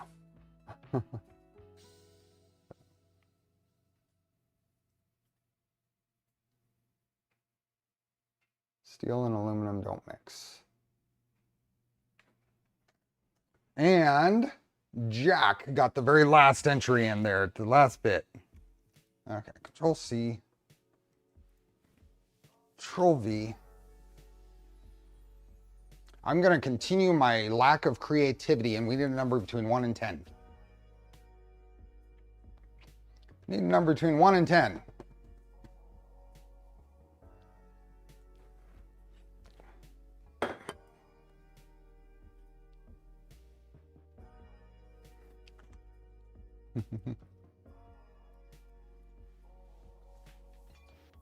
Who do we got? Let's go right in the middle. 5. 1, 2, 3, 4, 5. Spin. Purple. Who do we got? Who's got a Polymaker filament winner is Sir McSquishy. I like the name. Sir McSquishy. Are you here? Say something in chat if you're here. I'm entry number 3. Like my 3 seconds. Sir McSquishy, are you here? You have 2 minutes. Say something in chat. There you are. You even tagged me. We're on a streak of people tagging me. Congratulations. You will get an email from me. There's about 3 of you who are going to get an email from me very soon because I need to catch up. Let's see what we got there, and everything looks good. Congratulations. So now we're going to close the entry for the hot sauce in about 3 seconds. Yeah, it's been a few streams since new Polar Ted Club members. So if you're in the US or Canada, Sir McSquishy, you will get a coupon to either US or Canada Polymaker store. If you're outside the US and Canada, you'll get a form that has a long list of filament you can choose from to grab, to select from. So let's go ahead and get rid of these.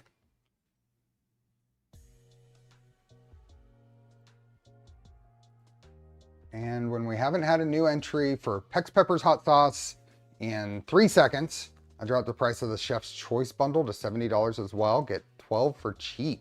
Nice. Is that $70 minus 20% if you use the coupon?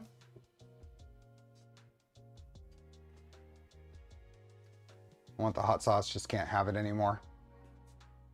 Okay, 3 seconds. We have not had a new entry in 3 seconds now, but I'm going to start the countdown here. Nothing new, so glad. Thank you, by the way, for that. Wire motor mount for my train. Awesome. So there was the one right there. 3, 2, 1. So when am I not? How can Leviathan to finish my trident build? Awesome. Meow. Okay, 0. We have no new ones in that bit. So who do we got? Linked sheets. Who was first?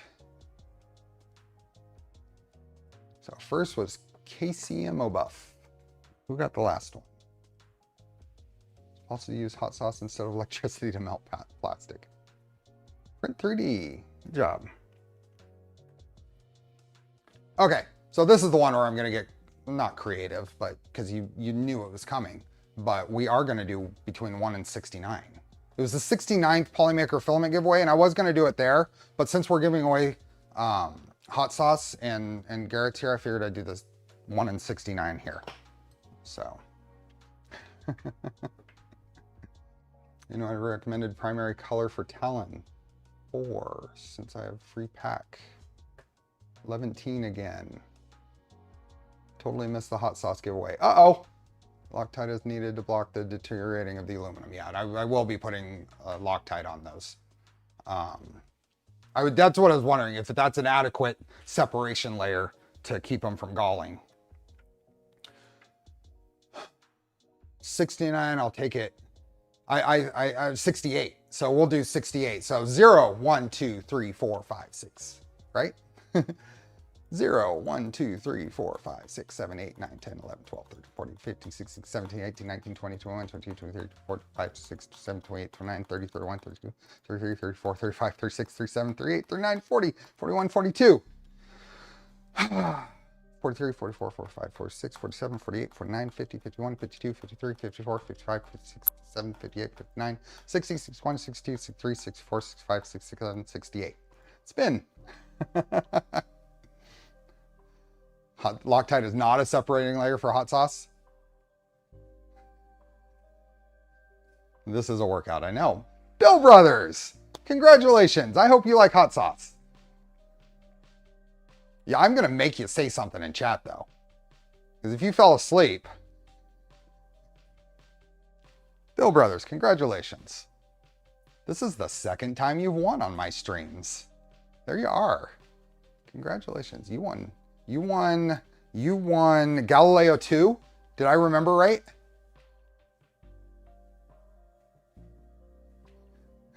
Congratulations. Let me Control C. Busy cutting din rails, and I was right. Awesome. There we go. Oh, that's awesome. That's great. Loctite is not a lube. So I'm upgrading to Nighthawk and G2, and when I try to extrude, the motor just jogs back and forth, not in either direction. Your wiring, you want to check your stepper motor wiring order. Bill rigged the draw for the sauce. Congratulations. Yep, and congratulations, Sir McSquishy. And they definitely thanks to Garrett at Pex Peppers and Polymaker for letting me do those. They are fun. Do you have one of those fancy din ring shears? No. Red Loctite does not work as anti-seize. Okay, I want to finish today. I want to finish getting the X gantry bolted up, kind of fit, see where things line up, and call that for the day. Next stream, I'll have the Vitalli Tap. We'll be able to put that in. We'll be able to belt it. We'll be able to put the extruder on. We'll get into some wiring, that kind of stuff at that point. But here we are going to, this is the goal for the stream, is to finish up this bit, get this on there, see what it looks like, see how it bolts up. So let's take this apart first.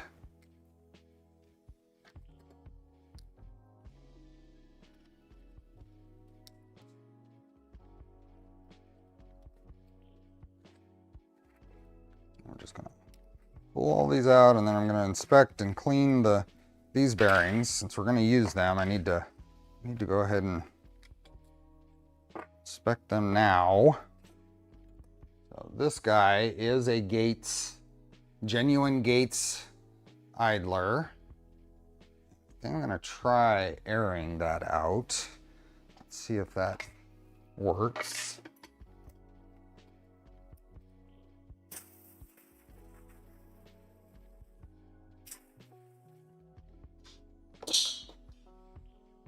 Not really. I may go grab a toothbrush later and make sure I get any crud out of there, because see, that is getting some stuff loose. So I'm just going to take a dry toothbrush and scrub it out. And something interesting happened to me in my Manta M8P. The manual has pinouts for both the 1 and 1.1. My config was set for 1.1 accidentally. Uh-oh. I think we ran into that on a build, didn't we, on the Micron? Red Loctite will never get it out without massive heat, yeah. Do you recall which streams you may have shown us using input shaper with the V0.2 picobillicle? Well, it would have been one of the last streams on the V0.2 build series, right? I did cut my finger. I did.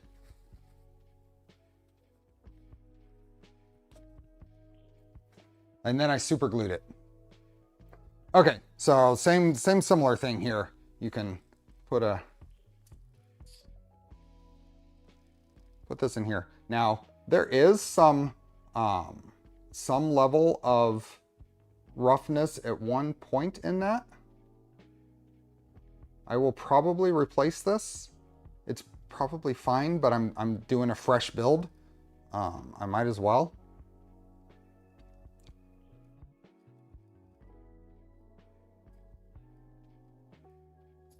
These don't have needle bearings. They're just small bearings on either side. That is the drawback of these. They are a consumable. They are a wear item. They are small bearings. They should be checked. These have probably been in here a while. I'm going to replace these. For the purposes of today's stream, I'm going to put them in because I don't think I have these. I need to order some. But I don't think they have needle bearings. I think they're just two small bearings pressed in either side. I don't believe they're, yeah, I can see the color change in there.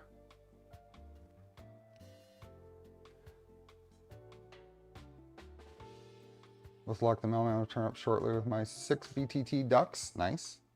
And the accompanying stuff with those. And then we'll pull this out.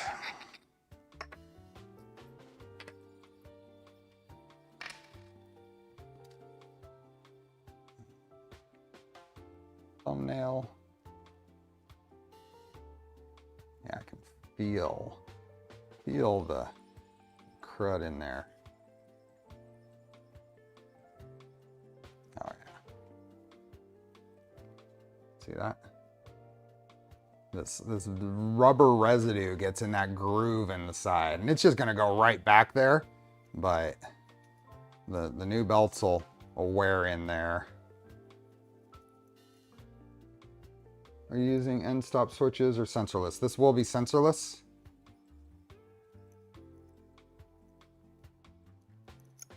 I'm not using any pressure there.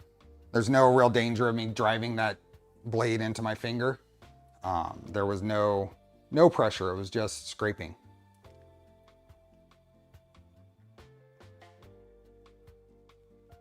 Apparently having to be skimpy with their ducts. Yeah. That's what Luke was saying. I saw that post. I linked a DIN rail shear and stream chat on Discord. They're not cheap, but if you do a lot of stuff with DIN rails, is it for cutting DIN rails? Are you talking about, oh, you're talking about, yeah. I've used a hacksaw. Okay, that's one.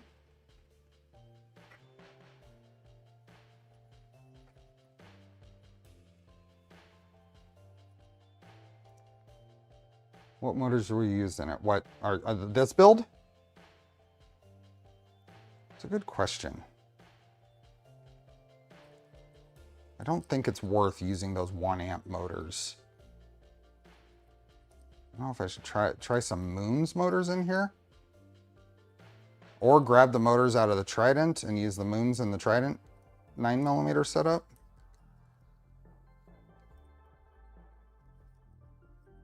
That's one thing that I'm actually kind of interestingly short on is AB steppers for cutting the din. Okay.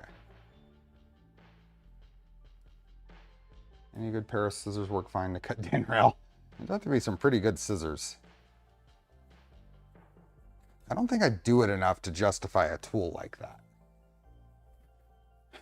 Okay, so if this goes here, this would be that. No, that goes there. That is this side. So on this side, this is the idler.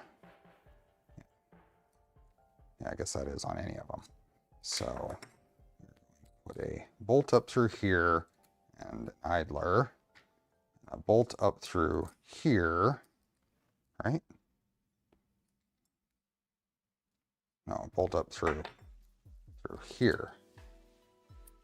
So those two. Now this gets a bearing stack. And that goes off that way.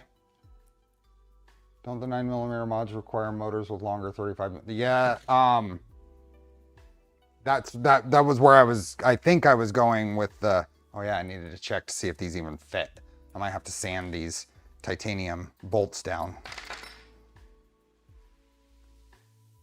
And it looks like it will. Yeah, but not by much. Not by much. Okay, these need to be sanded.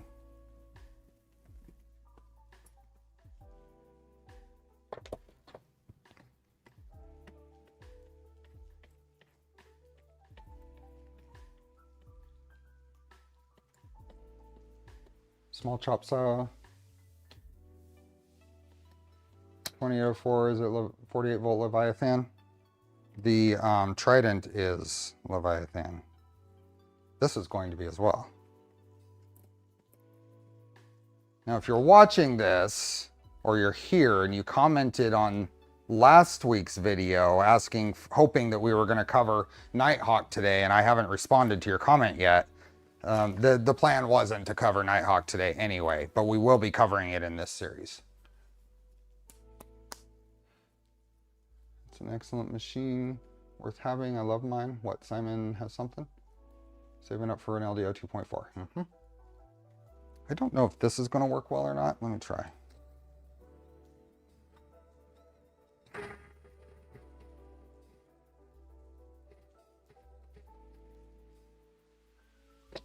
Just see if we get just a little bit, because it was really close. No, not enough. Did your brackets come with any hardware? Mine did. On the spacer bearing configuration is different than the typical config for Voron gantry. It is. You're right, Andrew. You're right. I saw that. Where did I see that?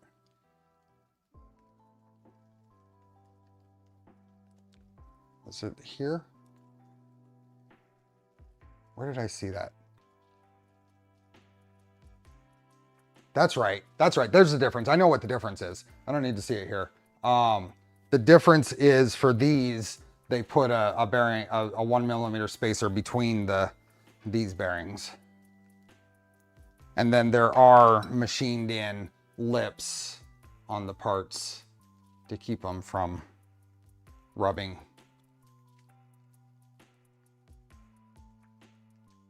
Okay, I need something, sandpaper of some sort for that. I think I have some over here. Anything,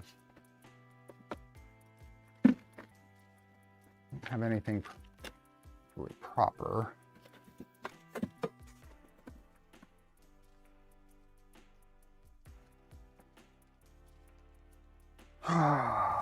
Let's try.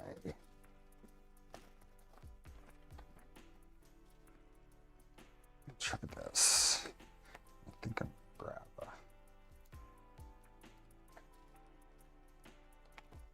I need to get some proper like emery cloth and stuff. I don't really have that. don't want to really hit the threads there either.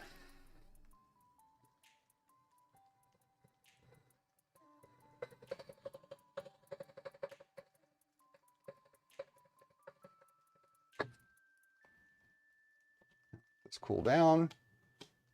Leviathan has pins for sensorless homing. Yes, but it doesn't have jumpers that you have to set. Don't gall it up. So let's let that cool down, because that can be, I'm sure that can be a difference. Documentation could be a bit better, to be honest. Oh, absolutely. I completely agree. Oh, there we go. It's a nice fit now. That didn't take much. So let's check the fit of this one on here. That is tight as well, so let's do the same thing.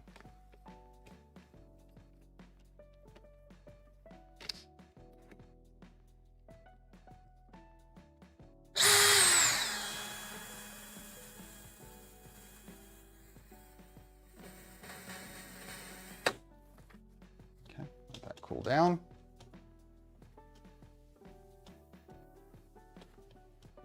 Use toothpaste for a lapping compound.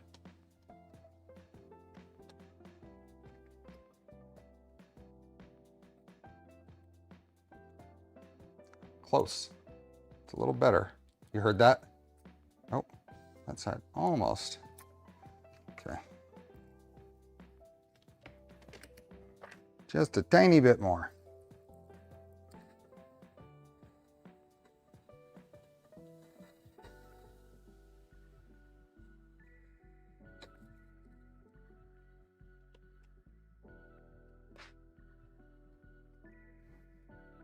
Time is it? 7:30.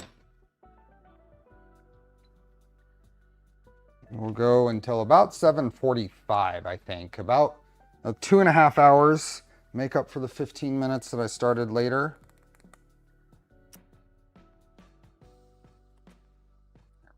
It's a very slip fit, but it does come off. These are gates. Okay, let's go through this again. This is gonna go on like that. This one is the idler. So that kind of fits on there. There we go. That like that. And then this one goes in right. Where's that? It's gotta go like that. That one goes in right here. We've got a ring there. And then in the middle, so the shim goes in the middle on these. And then like that.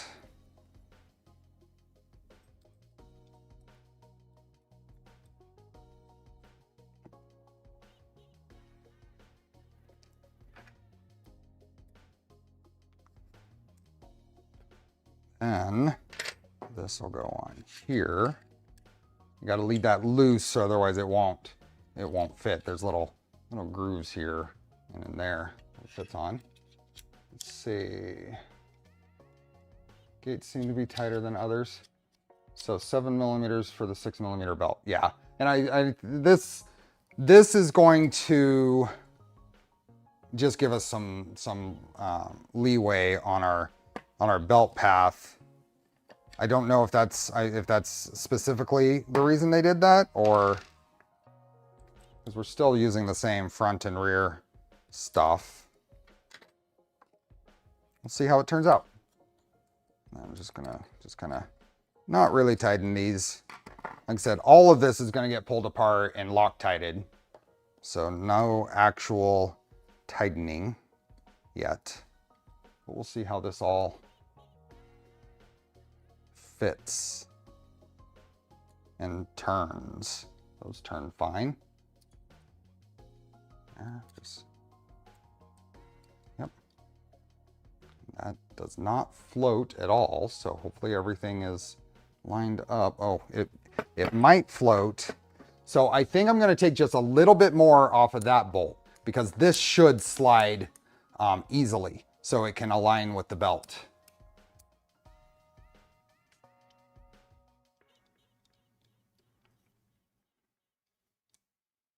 You want this to be able to float, and the belt will keep it where it needs to be.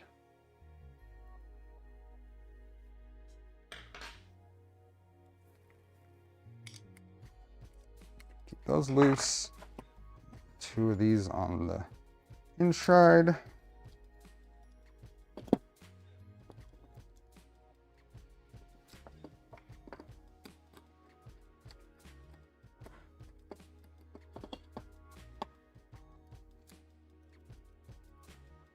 Cool. And then our 2 10mm socket heads there. Nope, that's not what I wanted to tighten. That's the one I wanted to tighten. It will wear in.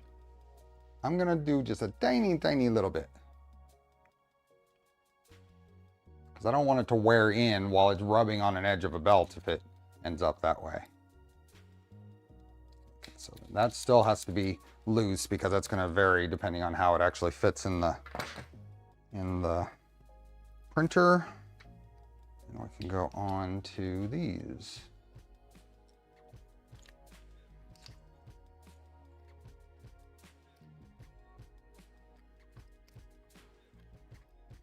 Even mine, on some of my builds, the belt paths are hard to tell if they've been optimal looking at belt wear. So that's one of my goals for this build here, is really to pay a ton of attention to how that alignment is for these.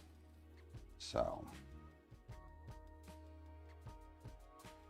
TPU jam, fun.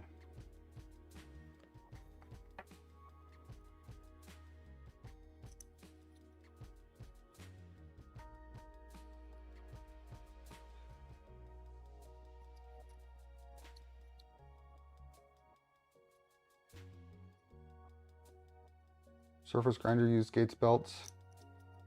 I remember the belt wear on this printer from the streams 2 years ago with the old front idlers. So I did all new belts on that, right?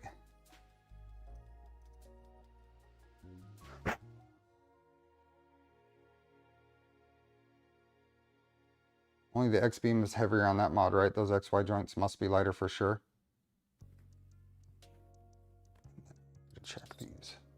So that's super smooth. I need to order some Gates pulleys. I probably need to order a selection of it, because I'm sure this isn't the only printer I have that could use a refresh, that needs new pulleys.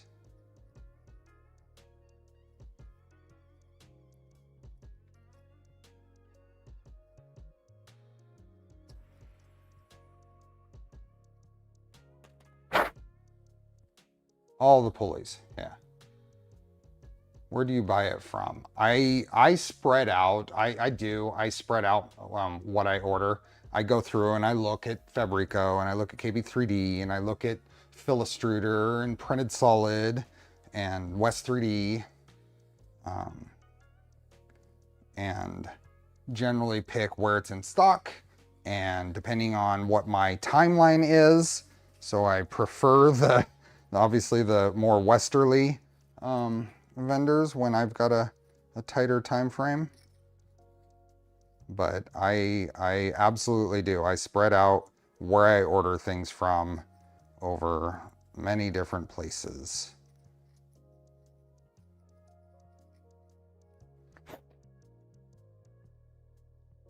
I get the Gates high temp ones.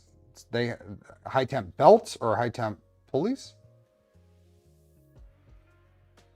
You check out the GT3 belt soon. This is going to get GT3. Someone was saying they need higher tension than we can do on this in order to work well. Do they work better or at all? Or I'd like to know more information on that. If anybody has some more information on that, that'd be helpful. Oh, that's a lot closer on that one. Doesn't take much. Won't take much sanding on this one. The GT3s, now the ones we're talking about aren't a different tooth. They're a different something. They're supposed to be stiffer. Okay, let's see what we got here as far as fit. These are both a lot closer than the one were. So let's just do a very light sanding on these. I barely even touched that spot in the belt, so I'll just keep it, or the sandpaper.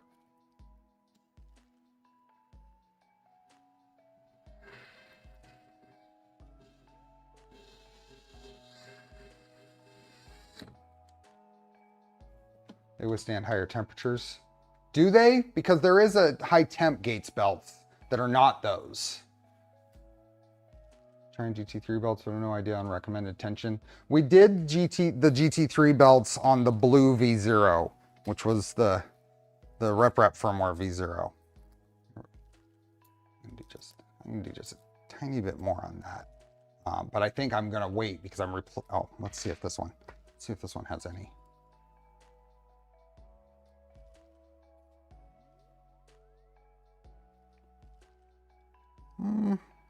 It's not, the other one I could feel more, but I'll just replace both. I attempted GT2, but not as high as GT EDPM. Okay.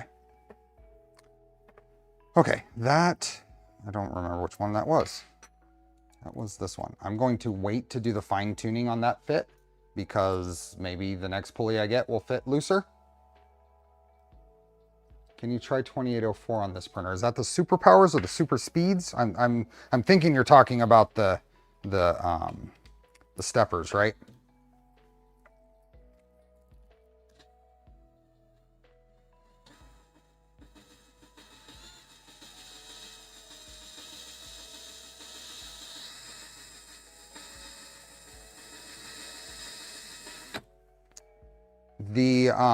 I have some superpowers, but they're not long shaft. If I need long shaft for the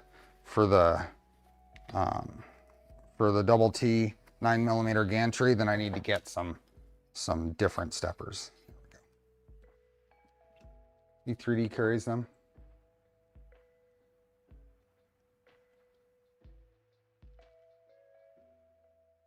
$2504 is speed, $2804 is power. Okay.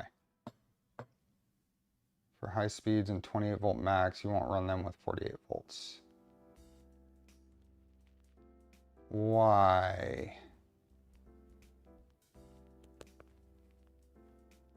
2804s, we run those on the 2804s are on the VZ bot with 48 volts. These are metal brackets. Okay, so that one goes on there, and that one goes on like that, which means we've got here for the idlers. So we've got an idler and then a shim in between. Oh, you're talking about because of heat. I see. I see. And then the other one, homemade LBS mounts with 48 volts. Well, I mean, if you run them at the current they need to be ran, yes. I ran them on my gray Trident for a good while. I swapped them out because I was getting the similar print artifacts to what I was getting on the Daniel and I were getting on the VZ bot. Did I do this right? Yeah. But I haven't gotten back to actually be able to talk about what might be causing it because I haven't been able to test it. Okay, so this guy now goes on here. These get pulled apart enough. Why not metal brackets? Shouldn't they be more efficient, cooler at higher volts? I think at the current that they need to be run at is what the issue is. Where are those? Will stress the heck out of belts for sure. I've heard from many people that 2004s run better on 24 volts than 48 volts. I've heard that too. And that's the other thing I need to test. I swapped out 48 volts with the regular 1600 or whatever steppers are producing pretty good quality on that Trident. I haven't tried the super powers at 24 volts to see what might be going on. Engineering chaos.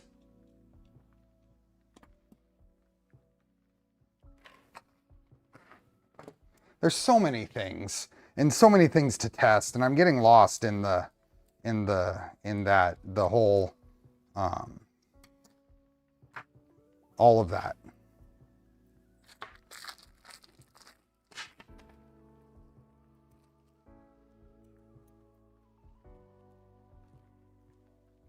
For how much you enjoy building, what has prevented you from trying things like Zoll or Dragon Burner on your Vorons?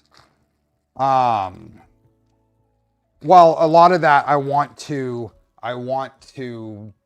try on stream. And until I started doing these Tuesday streams, I haven't had a good stream time to do that because I've had bigger builds to do that I've wanted to do. So now that I'm doing Tuesday streams, you should see more of that. I mean, you're seeing these mods here. The big reason, honestly, the big reason that this is getting Galileo 2 and Stealth Burner is because it's a Nighthawk demonstration. And Nighthawk is a Stealth Burner board, right? So doesn't mean I don't tweak it and try something else later with a different board. But for right now, this is getting that because Nighthawk is part of this series to do Leviathan and Nighthawk.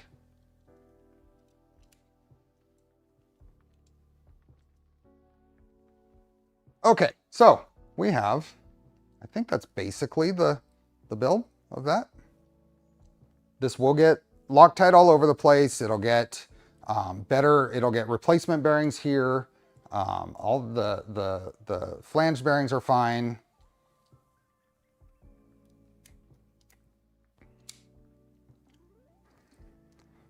Well, I was kind of going out in general, Sean. We'll see more of that kind of thing on these Tuesday streams. So, for instance, when I do the Trident rebuild on here, that will be with a XOL or Zoll or whatever.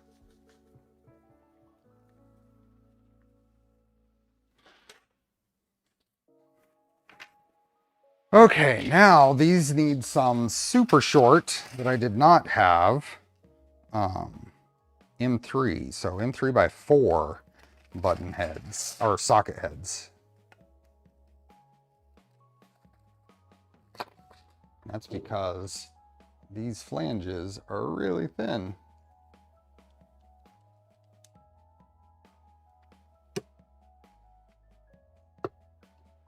Just a bit biased to having built both a 2.4 and Trident. What would you recommend for starting out? What was your first Voron you built? Also, it's Monday. It's Tuesday. We didn't have a Monday this week. We're gonna have 2 Tuesdays. The first Voron I built was a V2.4. Trident didn't exist. I do have a bias towards Trident, but an honest opinion is that if you're an early builder, then a Trident is going to be, you are going to have more chance of success with a Trident. There's not as much to deal with.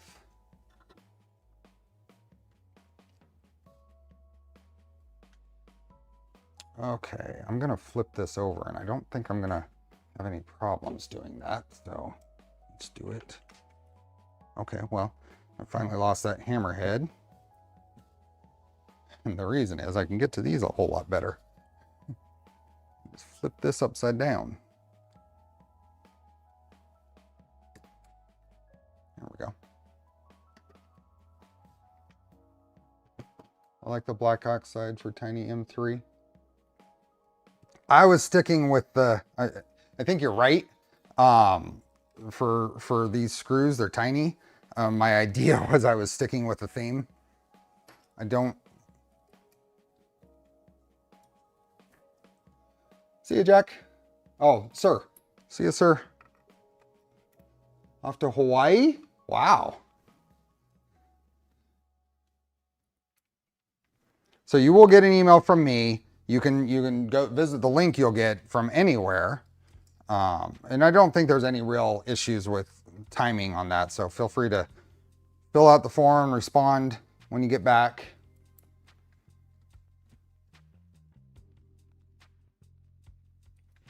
Always strip the stainless steel. Strip the heads or strip the threads?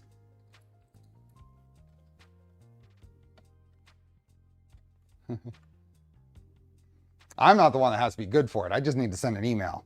Polymaker has to do the real work.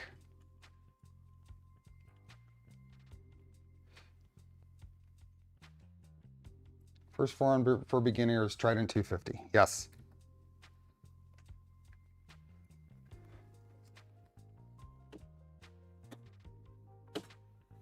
Okay, so that should be smooth because I haven't tightened. I'm not restricting the width on it. Is the FormBot Trident good? It says it has stealth burner, but the image has an afterburner. I would, even for LDO kits, for any kit that's out there, I would make sure you're aware of what it comes with, what particular components it's using. Is the stuff that they're using quality? I know in general, the major kit manufacturers, FormBot, Physek, LDO, or LDO was already there, but they've upped their game. I have not built Cybor is another one. I have not built a FormBot kit, so I don't know. Torque to spec here or won't need that precision. I don't, I torque to Ugga Duggas. Bigger fasteners in most cases, more Ugga Duggas. Most of these, and depending on if it's plastic or not. So all of these are still there. So that is that. And this should still be able to move side to side. So we're not constraining it this way. Cyber use rubbish fans and soft screws, okay. Planning on 2.4 for my build, but looking at a Trident for after it. Yeah, there's nothing wrong with doing a 2.4 as a first build. It's just a more complicated build. There's more care that needs to be taken in more places to be successful. Stopping there, that's all clearing. I'm just kind of looking, seeing what this looks like. Magic Phoenix is supposed to be a decent kit too. They've been around a long time. Okay. Can I figure what is going to be the best way to figure out how to center this? So if I put this at the back here, it's going to be close. This is all just test fitting really at this point. First Trident 300 was a Magic Phoenix. It was pretty good.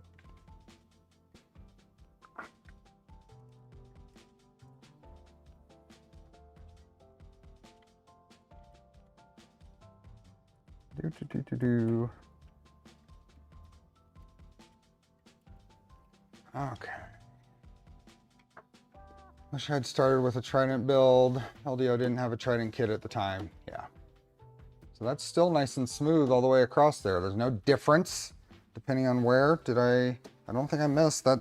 Everything is tight. These could probably be tightened. Okay, let's see. Oh, it can be tightened. Let's see if it's still good across there. I'm tightening these up against the back here. They're indexing against these printed parts right here. That is assuming that they're the same on both sides.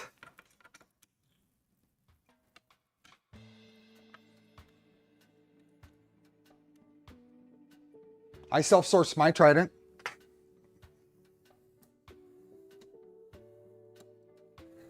That does get a little more, but it's consistent across the whole thing. We'll probably still look at that a little bit.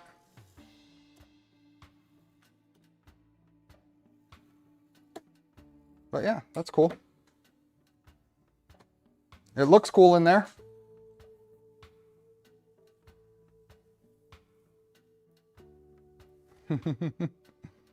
Voron coffee mug in the background. I don't think I have room for a 350 unless I arrange my entire printing area. Self-sourcing is so expensive. Shipping and tax on individual items, yeah. If you have a limited budget, FormBot is a good choice. One thing though, don't get the V6. Oh, don't get the V6 hot end. I'm good with big printers. I'm good. As soon as this is running, I won't need anything bigger. And I have the Magneto X, which is what, 300 by 400? So.